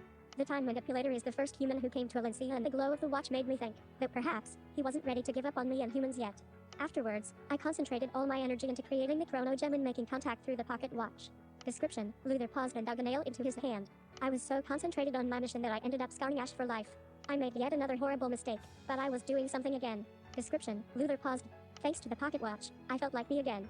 Description, Luthor looked at the pocket watch. I'm telling you this because I might have failed today, but I'm not ready to give up again. Not when I just found you. Will you tell my dad, Julius Timecrest, what Dr. Fulgur admitted to me about the disease? I tried having Riley tell my dad what Jana's is like, but he still believes he can change Jana's heart. But if I show the pocket watch to my dad and he sees a message from the time manipulator with his own eyes, then he'll believe me. System message, of course. Just bring me to Julius and I'll tell him everything. 1 of 2 Can I actually speak with Julius? 2 of 2 responses. Button. I don't think that works that way, though. Can I actually speak with Julius? 2 of 2 responses. Red message. Description. Luthor already suspected that you aren't Chrono's Timecrest. I wonder why he waited this long to get you to say something to confirm his suspicions. Red message. Description. The red text. No, you can't speak with my dad because he's not a real Timecrest. Description. Luthor paused thoughtfully. You're not time manipulator Chronos, are you? No, I've been trying to say that. I suspected earlier that you might not be the real time manipulator. Your answer to my question confirms it. If you were really the time manipulator, you would know that my dad isn't a true Timecrest. His last name is Reed. My last name was Reed. You will not be able to speak to my dad through the pocket watch. The magic in this watch can only be seen by a Timecrest. Description. Luthor smiled as he continued to make eye contact with the pocket watch. You're not Chronos, but you are someone special. You are able to send me messages on a pocket watch that is only supposed to connect to the time manipulator. You're an exception. System message. Luthor is waiting. I don't know if this is going to work, but I tried telling you before that I'm not the time manipulator. Someone blocked my message. 1 of 4 response. What gave it away that I'm not the time manipulator? 2 of 4. Hold up. What do you mean your dad, Julius Timecrest, is not a... Why did you wait until now to confirm your suspicions about me, Luthor? 4 of 4 responses. Button. Let's do that one. Why did you wait until now to confirm your suspicions about me, Luthor? 4 of 4 responses. Messages. A monochrome icon stylized with a meteor. Behind is a... Responded. Red message. Description. Thank you for asking. Smiley face emoji. Why did you... Red message. Description. The red text was not transmitted to Luthor. Description. Luthor paused. Oh. I finally got the pocket watch working. I kept my suspicions from you because I wanted to understand you more before I made any statement. I wanted to understand why you were talking to me even when you're not the time manipulator. I didn't, but I wanted to understand why you were talking to me even when you're not the time manipulator. I didn't want to immediately challenge your identity and turn you away. But after spending this time with you, I'm certain you're here for a reason too. Based on the messages I received, it doesn't sound like you're forced to speak with me. I bet you could cut off communication with me whenever you'd like. So I believe you're here for your own reasons, whatever they may be, and I'm glad for that. I want us to both gain something by talking with each other. Description: Luthor paused. For some reason, the pocket watch connected to you. I still believe time manipulator Chrono's Timecrest exists and that this pocket watch is a channel to him. I need to speak with him somehow. If he can teach me time magic, then maybe I would be able to reverse my mistakes. With Lieutenant Zone Val Selrian with the scar on Ash's hand. And since the time manipulator is the first human, he might want to know what Janez is doing to his descendants. Description: Luthor smiled. I feel good that the blue glow of this pocket watch is much stronger now. Especially whenever I receive a message from you. Description: he continued to smile. Perhaps this is a necessary step that needs to happen in order for the pocket watch to connect to the time manipulator. Which makes me curious what role you have to play. Description: Luthor swallowed hard. I'm curious about my role in all of this too. I suspect we are both a part of the real time manipulator's plans, whatever they may be. And connecting to you could be the first step of the plan. Description: Luthor paused. Do you know your part in all of this? System mess. I'm here to help you. 1 of 3 respond. No, I'm just like you. I'm here to find out. 2 of 3. I want to backtrack. What do you mean you're dead? Julius Timecrest is not a no, I'm just like you. I'm here to find out. 2 of 3 responses. Button. I'm here to help you. 1 of 3 responses. Button. I think that's what it is. I'm here I to don't help know. you. Response. Description: Luthor touched his head. Strange. Just now, your message appeared in my head like one of my thoughts, but more clear and vivid than my own. And I could tell it was from you. Yet I also feel like I heard your voice, not just thought it. It's hard. Yet I also feel like I heard your voice, not just thought it. It's hard to explain. Description: Luthor paused. Thanks for offering to help me. It's nice to have someone to talk to that is in a similar situation as me. Description: Luthor paused. Can you hear my messages in your head too? System: Why do you think you can hear my messages now? 1 of 2 response. No, and it's not fair. Why can't I hear your messages in my mind? 2 of 2 responses. Button.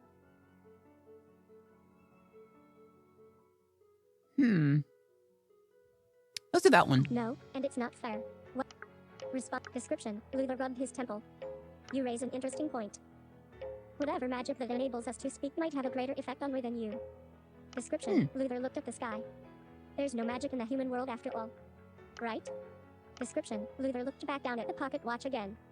Description: Luthor stood up from the ground and placed the pocket watch into his inner jacket pocket where the chrono gem is stored. Now that I can hear your messages in my head, I don't need to keep taking the watch out. I can store it in a safer spot. Though, ellipsis, I'm going to miss looking at the glow when I speak with you. Description: Luthor took a deep breath. It's getting late. I won't have time to get my barbecue chips from the outer portal. I'm heading over to the train station. Description: Luthor started walking. Description: He kept his head lowered, deep in thought. I know you're from the human world because of the Nexutos spell. You told me that you weren't giving me any time magic unless I saw Riley today. Do you really have time magic? Or did you say all of it to get me to see Riley? System message: Luthor is waiting. I can turn back time and freeze time, but I don't know how to give you any of my powers.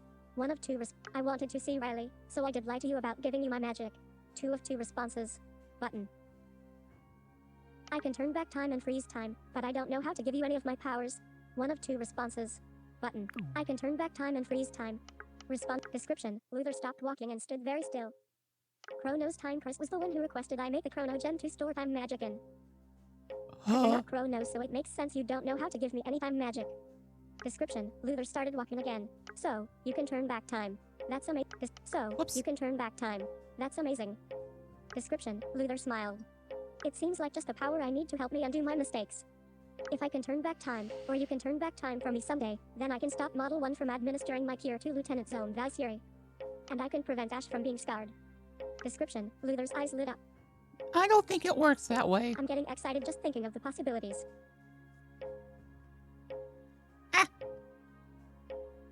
Description: After a moment, Luthor became pensive. 56% battery power. Not charging. Status bar item. Yeah, I'm gonna pick up my phone because my phone is really heating up. 56% Woo! battery power. 56%. You, me, and time. Description: After a moment, Luthor became pensive. If you have time magic, then it makes sense if you are connected with Time Manipulator Chronos in some way. You, me, and Time Manipulator Chronos. I want this. You, me, and Time Manipulator Chronos. I wonder how we're connected. Description: Luthor paused. In order for the Nexutos spell to work, it must be used on an item from the human world. The item is consumed after the Nexutos spell is cast on it, and, in return, I get bits and pieces of images, voices, and other things I don't understand from the human world. And not everything I've seen has been from the same timeline. I've seen places with lots of technology I don't recognize and places that seem very primitive. I was afraid that the pocket watch would also disappear once I cast Nexutos on it, but it didn't. And I've tried casting Nexutos on the pocket watch many times, but it never worked until today. The thing that surprised me was I didn't do anything differently today, which leads me to suspect you also played a part in how we got connected. You're doing something from your side that allows us to talk, and it takes the two of us to keep this connection going. Description: Luthor near the train station. Description: a Valdorian soldier approached Luthor. He said, Luthor Timecrest, I need you to come with me by order of King Janus. Description: Luthor narrowed his eyes at the Valdorian soldier. Who are you, and what does Janus want with me? Description: the soldier said, I am Seth Valdori. A Mr. and Mrs. Roberts have filed a complaint against you for harassment, saying you attacked them inside your family's library. So is Janus the one who wants me, or are you arresting me? I wouldn't think the king would bother himself with a little feud between humans. Teleport to me. Prove to me you're a real Valdorian soldier. Only Valdorians and authorized people who work for them are allowed to teleport inside the quarantine zone. If I had a teleport orb, I wouldn't even be able to use it. Description: the corner of Seth's mouth twitched as he stood looking at Luthor without teleporting. Description: Luthor backed away from the fake Valdorian soldier.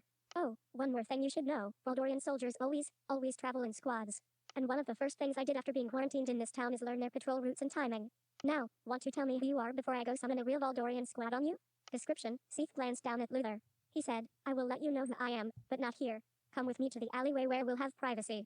Description: Luthor observed Seth's back as the pretend soldier walked towards the alleyway. Why should I follow you? You could be here to kill me. Description: Seth stopped walking, before looking over his shoulder and saying, I'm not here to kill you. If I could kill you, this would be much easier. Description: Seth said, I know you have activated your pocket watch, Luthor Timecrest. Description: Luthor's eyes widened. Description: Seth walked towards the alleyway. He said, come on. A Valdorian patrol is coming towards us. Let's talk where we have more privacy. I'm sure you possess illusion magic. If you change your appearance to someone from this town other than a soldier, we can talk right here. Description: Seth ignored Luthor and entered the alleyway. Description: Luthor clenched his fists as he saw the nearing Valdorian patrol, then looked back at Seth.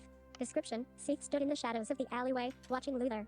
Description: as the Valdorian patrol squad passed in front of Luthor, the squad leader examined Luthor. Description: he raised his arm and his squadron halted. He walked toward Luthor. Description: he said, is everything okay, Luthor Timecrest? You look tense. Is there something you want to say to us? Description: Luthor paused as he saw Seth back deeper into the shadows before turning a corner, disappearing from sight. Description: the Valdorian squad leader followed Luthor's eyes into the alleyway, but saw nothing. Description: the squad leader turned back to Luthor and said, Luthor Timecrest, what's going on? I had a fight with some humans, the Roberts. Description: Luthor clenched a fist and looked up at the squad leader. I told the Roberts that all the comforts Valdor provides in this quarantine town are not for our benefit. Description: Luthor stared intensely. Why would you want to be so generous to the humans you so despise? Description: the squad leader paused and said, we do not despise humans. We only want to find the culprit of the disease that's ravaging Alinsians. Please stop spreading false rumors about Valdor. He walked to the front of his squad and motioned them to move forward. Description: Luthor waited until the patrol squad was out of sight before sprinting into the alleyway. Description: Luthor turned the same corner he saw Seth turn. He glanced up at the sign on the building. It said, Disposal and Waste Center Building 2. Description: he ran forward until he saw Seth leaning against a wall. Description: when Seth saw Luthor, he began walking down the alleyway again. Description: Luthor followed Seth, but kept his distance. Description: Seth turned another corner. The building had a sign that said, Disposal and Waste Center Building 3. Description: Luthor mumbled under his breath. Seth is making sure we won't be interrupted. Everything inside the disposal center buildings are automated by magic and machines. Description: the noises of the town are barely audible now. Only the rhythmic humming of machines sounded through the walls that surrounded both sides of the alleyway. Description: Seth stopped walking and turned to Luthor. Luthor faced Seth, but continued to keep his distance. You have me alone. Show me your true form and tell me who you are. Description: Seth began to shimmer, his appearance as a Valdorian soldier fading and changing into a young woman with a serious face and burgundy hair that faded into an even darker red. Description: she said, my name is Petora. Petora, tell me how you know my pocket watch has been activated. Description: Petora said in a monotone voice, I've been told it has been activated. By who? Description: Petora said, I could tell you that. System message: Luthor is waiting. Ask her if Portia Del Rose was the person who told her that the pocket watch activated. 1 of 3 responses. Button. Luthor, please ask Petora about her hair. Petora becomes your girlfriend or something when you're... Ask her if Portia Del Rose was the person who told her that the pocket... Ask her if Portia Del Rose was the person who told her that the pocket watch activated. 1 of 3 responses. Responded. Description. Description. Luthor mumbled under his breath. Master of Illusions. Portia Del Rose? Description. Luthor paused before eyeing Petora. Was it Master Portia Del Rose who told you about my pocket watch? Description. Petora didn't flinch. She continued to hold the same serious expression. Description. Petora said, I could tell you that. Tell me what you know about my pocket Well. watch. Description, Petora said, I know you are trying to connect with time manipulator Chronos Timecrest, the first human and master of time. Description, Luthor paused and his expression softened. You. Description, he glanced sideways, composed himself, before looking back at Petora. You're the first person I've come across who knows that name. Description, he smiled at her. Luthor looked genuinely happy. Description, there was a slight twitch in Petora's serious expression, and she looked away from Luthor momentarily. How did you find out about Chronos Timecrest and the pocket watch? Description, Petora said, I was told. Description, Luthor's smile faded. By the same someone who told you my watch has activated? By the same someone who you can't tell me about? Description, Petora nodded. Can you take me to the someone? Description, Petora said, yes, but I must see the pocket watch first. Description, Luthor paused before he slowly reached inside his jacket and took out the pocket watch. Description, Petora eyed the watch. Description, she reached out her hand and said, hand me the watch and I'll take you to the person you want to see. Description, Luthor considered Petora. I assume this person you know is outside the quarantine zone. How do you plan to get me past the Valdorian barrier? The Valdorians are less concerned with people sneaking in, but I can tell you they'd be very concerned if I tried to escape. Description, Petora said, I know a way. You're lying. Description, Petora said, I'm not lying. Now hand me the watch, Luthor Timecrest. Take me to your someone first and then I'll give you the watch. How about that? Description, Petora shook her head and said, that's not how it works. Description, he squeezed the pocket watch and backed away from Petora. You just needed me to reveal the pocket watch. And I fell for it, because I wanted to believe in you. Description, Luthor kept his eyes locked with Petora. Because you're the only other person I've ever met in my life that knew the name Chronos Timecrest. Description, without hesitation, Petora said, Lucinitus Magnus, conceal vision. Description, Luthor's eyes became clouded. I could see. Description, Luthor turned around and immediately started running away from Petora. Description, Petora jumped in front of Luthor. System message, Luthor is waiting. She's in front of you, Luthor. 1 of 2 3 exclamation marks. We're doomed. She's in front of you, Luthor. 1 of 2 responses. Let's do that one. Luthor. 1 of 2 responses. Messages. A monochrome icon stylized with a meteor. Behind is a medium-sized gear with a clock face within, interlocked with a small-sized gear. Heading. Description. Luthor moved forward towards Petora. Description. Here we Luthor go. moved forward towards Petora. Description. Petora launched herself at Luthor, her hand reaching for the pocket watch. Levidos Magnus, light air. Description. Luthor changed into a gust of wind and breezed past Petora. After a moment, he changed back. Description. Luthor squeezed the pocket watch in his hand before feeling around for his inner jacket pocket and stuffing the watch back inside. Thank you for letting me know where Petora was. I should be able to ditch her if I find a Valdorian patrol squad. Description. Luthor thought for a bit. I wonder if the someone that told Petora about my pocket watch knows about the watch's ability to return to me. Or if he or she figured out a way to stop the watch from coming back. Regardless, I'm not just going to hand the watch over to Petora. I need to head back to the main street where there are more people and Valdorian soldiers. That means I have to make a right at Disposal Center Building 3. And a left at Disposal Center Building 2. I still can't see, so I'm counting on you and the watch's ability to sense my surroundings to know when the turns are coming up. System message, Luthor, I'll do my best. 1 of 2 don't trip. Don't trip. 2 of 2, I'll do my best. We'll say that. 1 of 2 responses. Messages. A monochrome icon stylized with a meteor. Behind is a medium-sized gear with a clock face Let within. me see what time it is here, guys. Messages. Do not disturb. 11:14 a. Description. Yeah, we're Petora okay. looked panicked. Descript. Levidos. Description. So, if you hadn't told me that Petora made her mess 400 responded 4,000 the current year chapter 11 responded description Luthor's description. This is a long Smiled. chapter. If you hadn't told me that Petora made her way in front of me, I'm sure she would have been able to capture me. So, thanks again. Description. Petora chased Luthor, but couldn't catch up. Levidos Magnus, light air. Description. Luthor changed again to a gust of winds which propelled him even farther forward. Description. Petora looked panicked. Description. She said, Lucinitus Ultimus, solid thoughts. What? Did I hear her call out an Ultimus level spell? Description. Behind Luthor, Petora's hair color changed from burgundy to black. Description. Petora grabbed her hair, frowning, as she continued to chase Luthor. What did her spell do? System message. Luthor is waiting. I think it changed her hair color. Isn't an Ultimus level spell supposed to be pretty powerful? 1 of 1 responses. I think it changed her hair. I think it changed her. I think it changed her hair That's what color. it did, but Isn't an Ultimus level why? spell supposed to be pretty powerful? 1 of 1 responses. Button. Responded. I think it changed her hair color. Isn't an Ultimus level spell supposed to be pretty powerful? Yeah, you're right that an Ultimus level spell is supposed to be powerful. It's the highest level spell a mage can possess. That's why I'm surprised that someone as young as Petora has one. Description. Luthor ran down the straight alleyway. But you said, it only changes her hair color? That can't be all it does. If her Ultimus level spell only allows her to change hair colors, then it's very underpowered. Not that I'm hoping the woman who's trying to take my watch is powerful. Description. Luthor neared a sign that said Disposal and Waste Center Building 3. System mess. You're near Disposal and Waste Center Building 3. 1 of 1 responses. You're near Disposal and... Responded. Your description. Description. Luthor moved to his right and held out his arm. Description. His hand is touching the wall as he continues to run. Description. Luthor's pace slowed, but Petora was still some distance behind him. Description: Luthor felt the edge of the wall, but just as he was about to turn the corner, Petora called out, Lucidus Ultimus, solid thoughts. Description: A system message, Luthor. Description: A wall formed in front of Luthor, blocking the path through the alleyway. A wall in front of you, 1 of 1 responses. A wall in front of you, 1 of responded. Description: Description: Luthor stopped in his tracks just before hitting the wall. Description: Luthor held out his hands in front of him and felt the wall. Wow, I assume this wall is here because of Petora's Ultimus spell, Solid Thoughts. Solid Thoughts allows her to materialize items. That's amazing. Description: He stretched his hands high, touching the wall. The wall is too tall for me to get over with my Levitas Magnus, like air.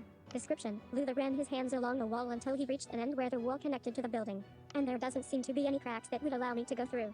I hate to say it, but Petora's Ultimus spell is very cool. System message: Luthor, stop praising the enemy and tell me you have some magic to get out of this.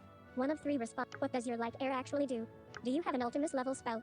3 of 3 what does your like air actually do? 2 of That's what I want to know, actually. do? 2 of 3 responses. Like air allows me to change temporarily into wind.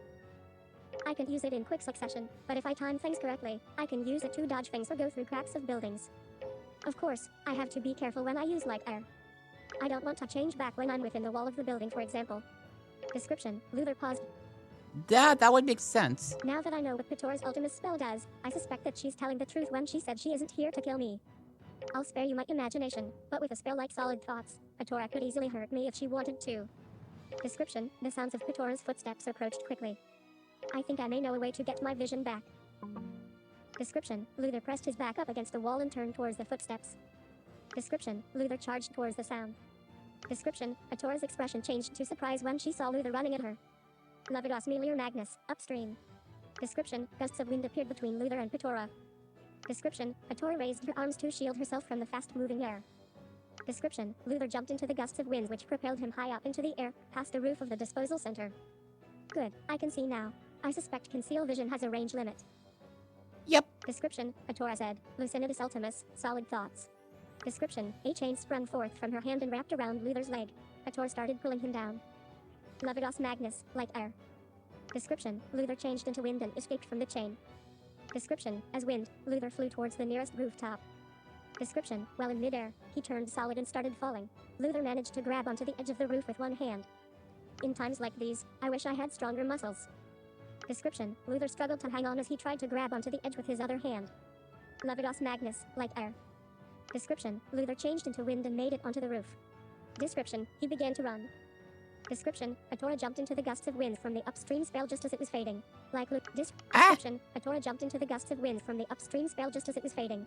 Like Luthor, she was propelled upwards into the air. Description: She flew past the rooftops. She looked at Luthor and said, Lucidus Ultimus, solid thoughts. Description: Her hair changed from black to bright orange. Description: She frowned as she began to fall, but caught the edge of the roof with ease and flipped herself up. Description: As soon as she landed on the roof, Petora yelled Lucidus Ultimus, solid thoughts. Description: A clear box, a little larger than the size of an adult person, appeared around Luthor and sealed him inside. Description: Luthor pressed his hands against the box, but the glass had no cracks or openings. System message: Luthor is waiting. Maybe you should just give the pocket watch to her. You said the watch always comes back to you, right? 1 of 2 say nothing. 2 of 2 maybe you should just give the pocket watch to her. Maybe you should just give the pocket watch to her. You said the watch always comes back to you, right? 1 of 2 it does. But it takes time. And Petora and her someone knows about Chrono's Timecrest. For all we know, they know about the pocket watch more than we do. They might know how to keep it from me forever. Description: Luthor kept his eyes on Petora as she approached the edge of the box. I'm surprised you didn't just box me in sooner. Description: Petora said, I only thought of it just now. I was instructed not to hurt you, but it was hard to think of safe things to capture you with. Description: Well. Her voice sounded dull through the glass.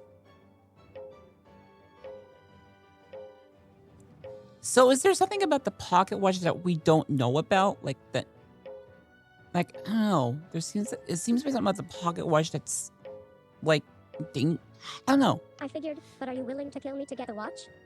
Description: Petora said in a monotone voice, I must keep you alive. I must follow my order.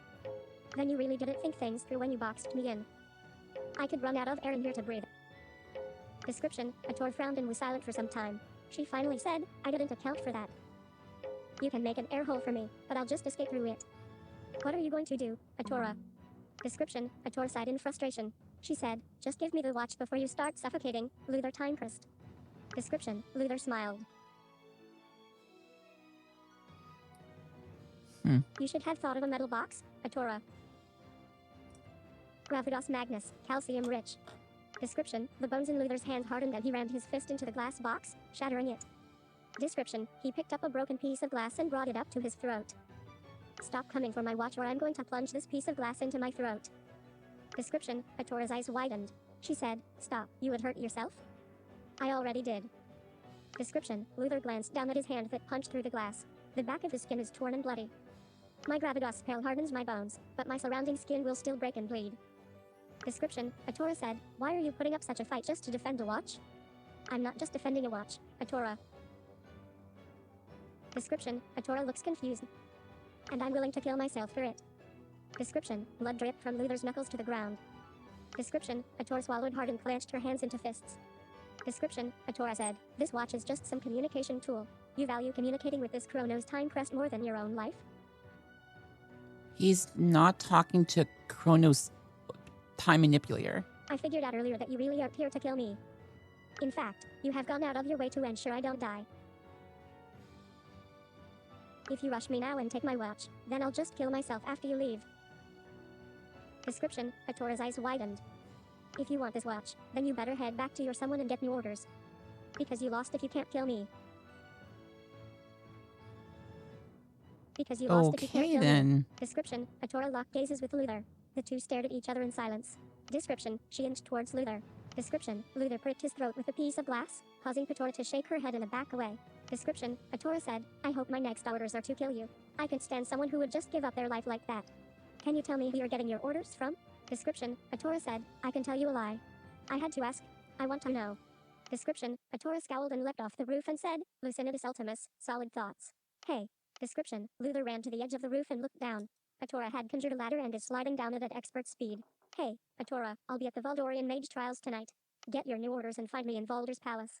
Description, Petora stared up at Luthor from the bottom of the ladder. Description, Petora called out, why are you telling me this? Like I said, you're the first person that I've met that knows the name Time Manipulator Chronos Timecrest. Description, Petora said, what if the next time I see you, my orders are to kill you? What then? Description, Luthor thought about it and shrugged. I don't know, you're about to leave and I don't have time to think things through. All I know is that I want to see you again. Description, Petora's eyes widened, with a look of anger tinged with sadness. She swallowed hard and started dashing away. Description, the piece of glass in Luthor's hand in the ladder faded when Petora disappeared out of sight. I see. If she's out of range, then the items she creates disappear. Description, Luthor closed his eyes momentarily. I hope I see her tonight. Finding out what I can about the time manipulator means everything to me. System message, Luthor is waiting. Why are you willing to kill yourself? Feel free to do dangerous things in the future if you need to because I can revive you, I think. 2 of 4 responsive. Wouldn't it be nice if she just told us what she knows? 3 of, I hope her next orders aren't to kill you. 4, wouldn't it be nice if she just told us what she knows? That's what I want, yeah. Description, Luthor smiled. Description, he took out the pocket watch from his inner jacket pocket and looked down at it. It would be nice. There's a lot of people that I can lump into that category. Like Fulgur. Like the time manipulator. I wonder what it will take to get the time manipulator to talk to me? Description, Luthor touched the part of his neck where he pricked himself with a piece of glass.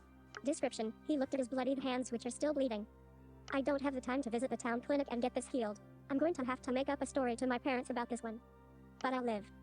System message, Luthor is wait. Are you willing to die to speak with a time manipulator? 1 of 2 say nothing. Are you willing to die to speak with a time manipulator? 1 of 2 responses. Messages. Description, Luthor paused and narrowed his eyes at the watch. You ask a good question. But I don't have a good answer for you. Description, he looked up at the sky. The truth is, I don't know. I want to speak with a time manipulator more than anything, but I don't want to die either. Dying seems contradictory to what I want. Maybe my actions with Petora earlier make it seem like I'm willing to die, but I only threatened my life when I was certain she wasn't here to kill me. I had no plans of actually dying, and only wanted to use my threat as leverage. Description, Luthor looked down at the watch again. I don't know my answer. Description, Luthor paused and looks pensive. Description, Luthor squeezed the watch. Hey, tell me you're in a safe place. I never expected someone out of there would know when I activated the pocket watch and sent someone to steal it from me. I'm worried the same thing might happen to you. System message, I can take care of myself, but thank you for your concern. 1 of 2 would you even be able to do anything if someone came after me? 2 of 2, I can take care of myself, but thank you for your concern. 1 of 2 response. Description, Luthor smiled. Okay, that's good to know. Description, Luthor paused and is thinking. Unless I'm wrong, there's no magic in the human world. No. Someone shouldn't be able to sense your connection if they don't have any magic. And no someone shouldn't be able to sense your connection if they don't have any magic. And no Olyncian has been able to cross over.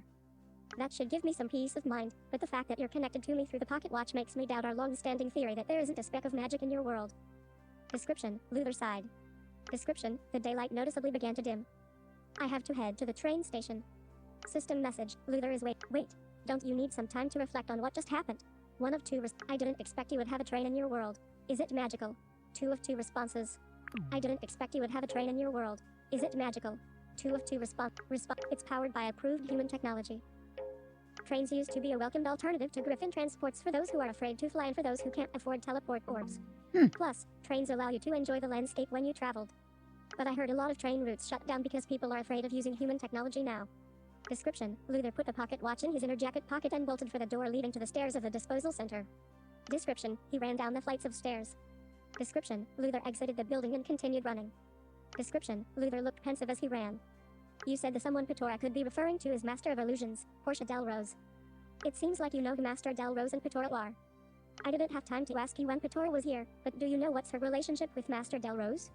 System meth, I do know them, but I would like to know too what Petora's relationship to Portia is. 1 of 1 responses. I do know them, but I would like to know too what Petora's relationship to Portia is. Responded. I would too. Description, Luthor took a deep breath. When I suspected you weren't the time manipulator, I thought maybe it was a fluke and the pocket watch connected to some random human. But you're someone special. You keep surprising me. And I'm surprised that I kept the pocket watch open all this time. I'm not used to someone being able to sense my surroundings. I'm not used to someone being able to sense my surroundings. I like my privacy. But, ellipsis, I did forget about the irksome ability of the pocket watch for a while when I was talking to you. And it did help me with Petora. Description, Luthor sighed. We had so many interruptions today. We had so many interruptions today. I just wish I could sit down and talk to you more. Description, Luthor saw the large station sign ahead. Description, large elastic bubbles with tentacles are bouncing about the outside of the train. The bubbles are moving their tentacles across the train, leaving sparkling clean surfaces behind. Description, Luthor stopped to catch his breath. Description, soon the bubbles gathered and did a little dance, finishing the dance by high-fiving each other. That's kind of cool. The octobubbles have finished cleaning. It means the train is about ready to leave. Description, Luthor paused. Before I get on, I'm going to close the pocket watch. The Valdorian guards will put me and my family through several stages of inspection and scrutiny. Description, Luthor paused again. I never suspected somebody could sense our connection. I was always told by everyone that this watch is just normal. But now that I know someone can sense magic from this watch, I'm concerned that a Valdorian will be able to as well. Good point. I can't let Valdor take my watch. Description, Luthor sighed. It's risky to even bring the watch with me, but I don't have a place to store it right now. Description, Julius is approaching. Description, he stopped by Luthor and gave him a stern look. Description, he stopped by Luthor and gave him a stern look. Julius said, there you are. You're late, Luthor. Your mom, Ash, and Model 1 are waiting inside the train. Description, Julius said, your mom is angry that you made Model 1 pick up the cupcakes when she asked you to do it.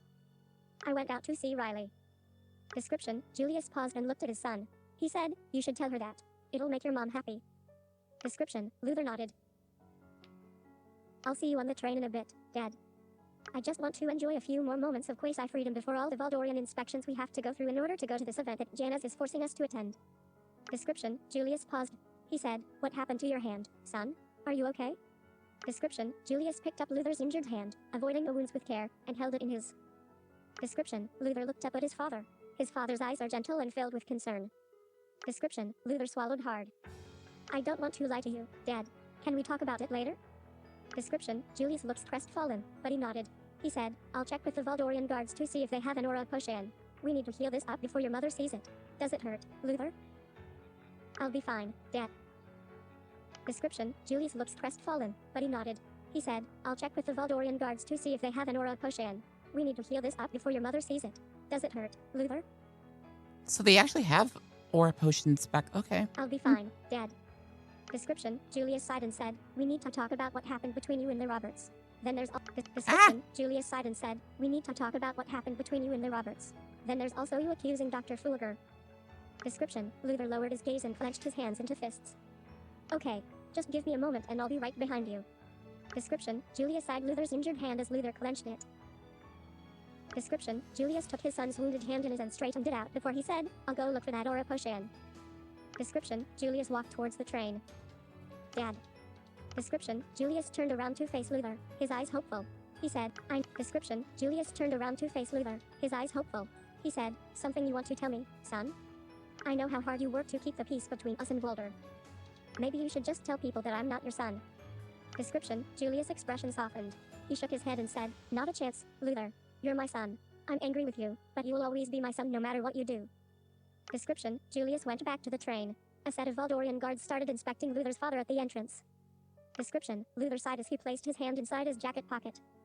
Well, it seems like you won't be missing out on anything good. Just a lot of yelling from my dad and mom and the long silence that will follow after. Description, Luthor sighed. My dad and I haven't even made up yet from our last fight about the time manipulator. Description, Luthor shook his head as he placed his hand on the lid of the pocket watch inside his inner jacket pocket. Will you be there the next time I open my watch? System message, probably.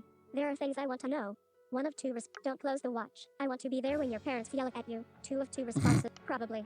There are things. Let's do that one. There are things I want to know. 1 of 2 response. Description, Luthor smiled. Before today, I felt so stuck. But now, I feel like time is flowing again. Description, Luthor closed the pocket watch. System message, Luthor is traveling to the vault. 2 hours, 29. Skip timer for 1 skip crystal. Time app, closing time. Okay, so we finally finished chapter 11. That was a long one. So we found out quite a few things. So we met Riley when she was 8. Unfortunately, there's more things to come, and it's gonna get interesting. So let me explain what's gonna happen more on, so you guys won't get confused. Luthor is gonna be forced, essentially, to participate in the trials, and I know I shouldn't be saying this, but I'm just letting you know ahead of time. Now, what's gonna happen is originally the red text person is going to ask you which path to pick. Either have the Riley path, the Scarlet path, I forget the other one, and stuff like that. I'm going to pick the Scarlet path because I'm actually very curious on what's going to happen. I've already done it once, but, who knows? Maybe things have changed since the update. Now, for those of you who haven't played it, I'm giving you a really heads up that Ignis has a huge temper tantrum problem. Like, he gets angry extremely quickly, and when I mean he gets angry. Like, and I mean angry, like not like angry or yelling, like he gets physically angry, and yeah. So that's that.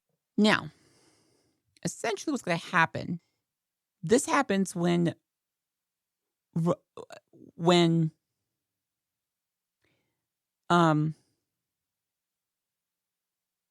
do you call it?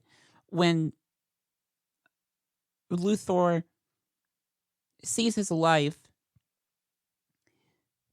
without Alvin and what could happen. Now, depending on which way you go, things can change. So, yeah. I don't know if this goes the same way with Riley, but if you take the Riley path, we'll just say that eventually Luthor does change his mind and begs to join Alvin when Ash basically gets destroyed by this creature thing, to put it in words that is less gruesome, but that's, I can't say it. I don't want to say it in a way that's weak. It's sad, but it's just, but anyway, so we're going to do the Scarlet path. And when Luthor comes back to a reality time, he does what he needs to do and things happen. And I wish there was a way you could save Zoe, the little girl, but it's just, yeah. Anyway, that's it for today's video, guys. And I will see you again in the next video when we go through chapter 12. So that's it for today's video. If you guys have any more questions, please put them down in the comments below, or you may send them to info@TheTechPianoPlayerKid.com. You can also give me a text at 913-312-1325. And if you do not live in the United States, you can text me through WhatsApp and give me a call there as well. I also have a toll-free number that you can use to give me a call at 877-318-8775. Please also follow me and like my Facebook page, The Tech Piano Player Kid, and follow me on Twitter, tech_piano. And you can also join my discussion forum on my website where you can ask questions about technology and help to answer questions about technology for the blind and stuff like this by going to TheTechPianoPlayerKid.com and clicking on the discussion board page underneath the navigation bar menu where you can register for a free account and help to answer questions and ask questions if need to be. Please make sure that you get permission from your parents if you still need to do so before making an account, just to make sure that you're on the safe side and that you don't want to get in trouble because we don't want that to happen. And you can also subscribe to my monthly newsletter if you wish by going to my website, TheTechPianoPlayerKid.com. Again, if need to be, get permission from your parents just to be on the safe side. And you can unsubscribe at any time if you wish, and you have any trouble with unsubscribing or creating an account or deleting your account, please let me know, and I will do my best to help you out. Anyway, that's it for today's video. God bless you all, and peace. The Tech Piano Player Kid is out. Thank you for watching today's video. Please don't forget to like, subscribe, and turn on post notifications, and leave a comment down below. For questions, please send an email to info@thetechpianoplayerkid.com. You can also give a call or text at 913-312-1325. And don't forget to like my Facebook page, The Tech Piano Player Kid, and follow me on Twitter, tech_piano. Black background with white text that reads The Tech Piano Player Kid displays on the screen with the same text written to the right in Braille, then fades to black.